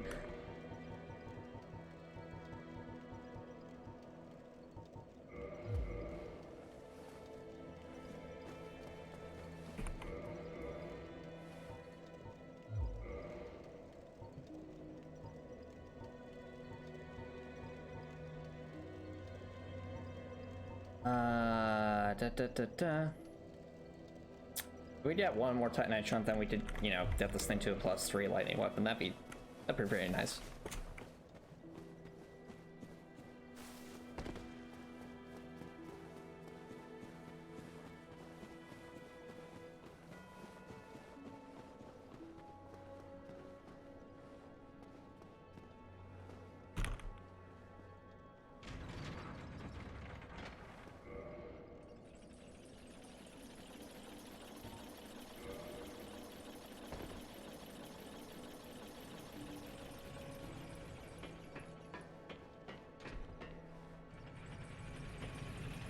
It's Athlete record, exactly.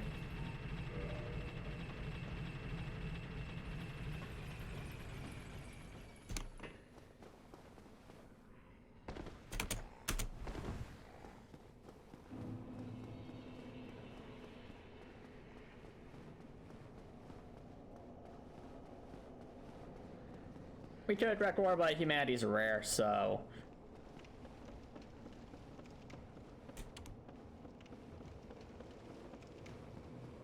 There's that to contend with.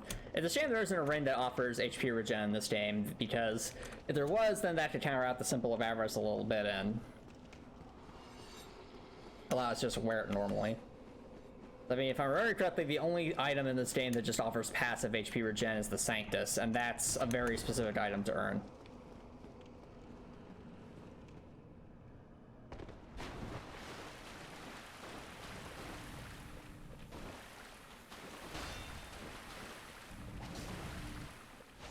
Move.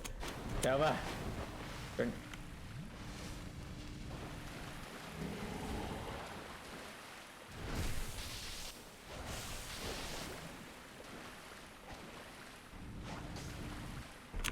Over. Well, we ninja yeeted our way out of there. Okay.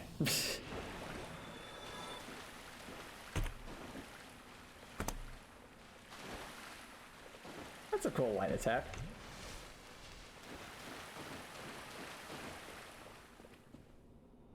It's at the direct core, exactly.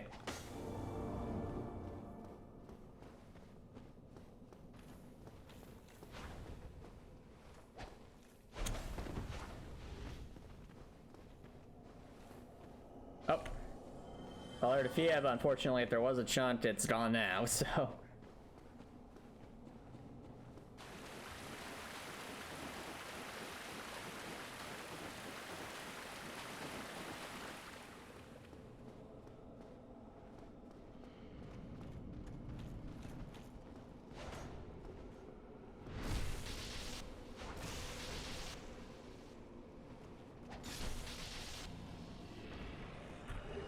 Hooray! Hooray for Chunk. Yeah, Dark Wraith. I wonder what happens if I drop down here. Oh, well, that didn't work out. It's the Abyss.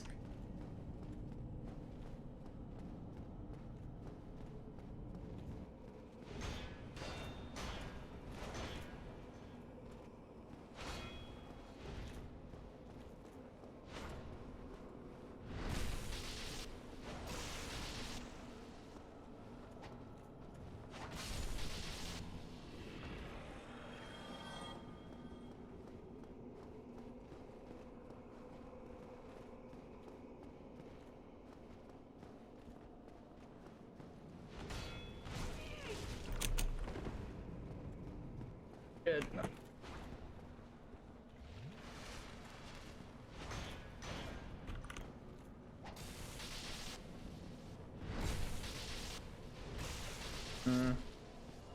Well, Tabernacle said, in my view, that you really haven't understood what the base game experience is until you've beaten the base game.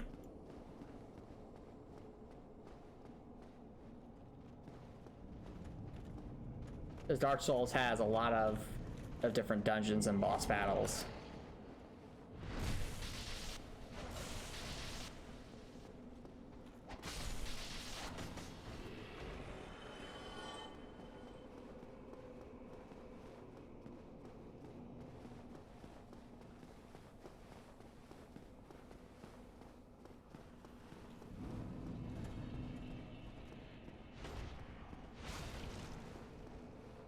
Not sure what happened there, but that was kind of weird. Was that like a plunging attack?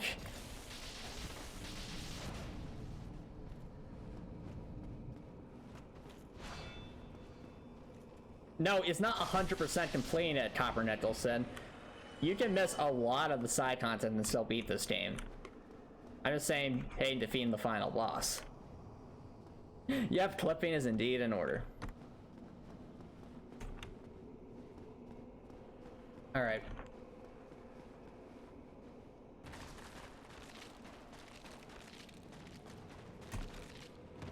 Speaking of clipping in order, there's one. Oh, Dark Wraith. Mr. Dark Wraith, I'm right here. Okay.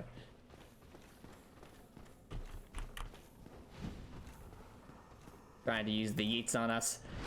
Yeeting's our job. How dare you?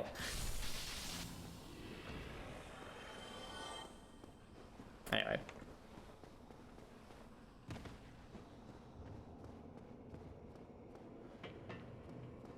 I just realized if we actually run through the dragons, that might actually just be faster. Then again, I know there's a bonfire right up there.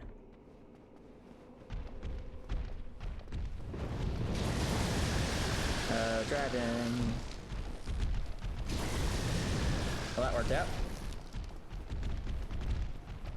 Well, you progress through the game, Copper Nicholson.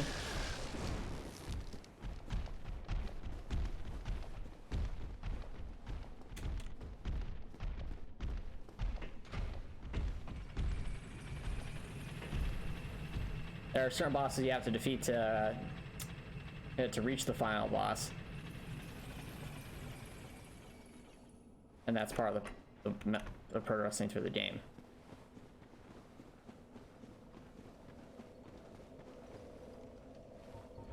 Alrighty.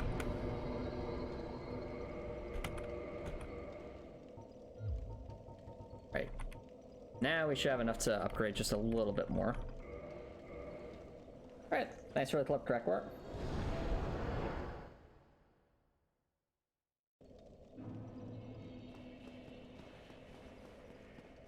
I think we'll upgrade this and then go from there. I'm also just amazed that we can survive that fall, but that's pretty cool.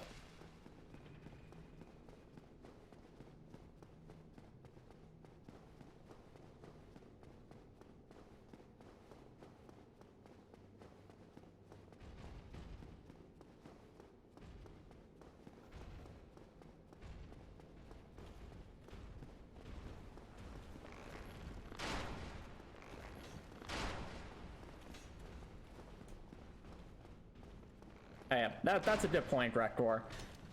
Yeah, Copper Ethelson, if you can beat Ornstein and Smog, that would, that's a point where it really tests the people who are giving up on Dark. It's the moat where people who aren't ever going to finish Dark Souls are going to be stopped dead in their tracks, whereas the people who are going to finish Dark Souls are going to have to learn to get good.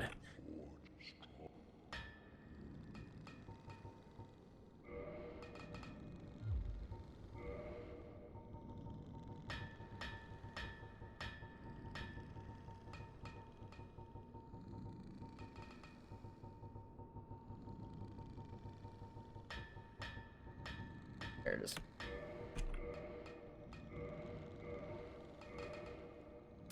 Look at this damage, chat.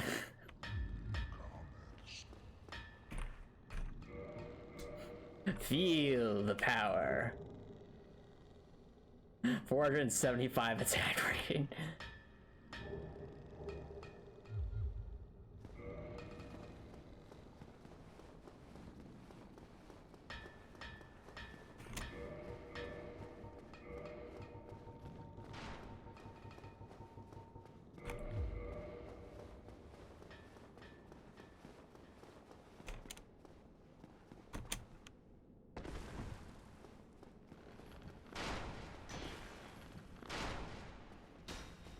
That was lucky.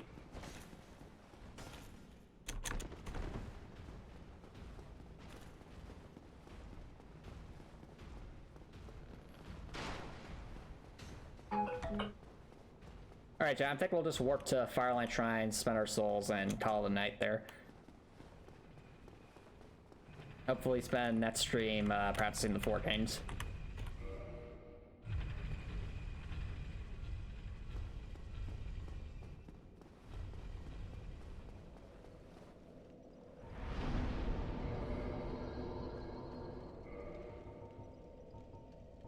Endurance.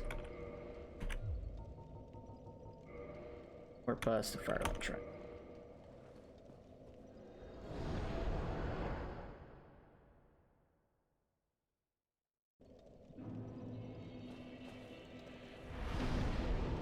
Alright, chat, I'll start wrapping things up from here. If you're watching on Twitch, feel free to stick around for a raid, but if you're watching on YouTube and you like what you saw, please consider subscribing on YouTube. It's free to subscribe on YouTube. You can always change your mind later. That's a great way to show support. So if you're watching YouTube, I hope you have an awesome night.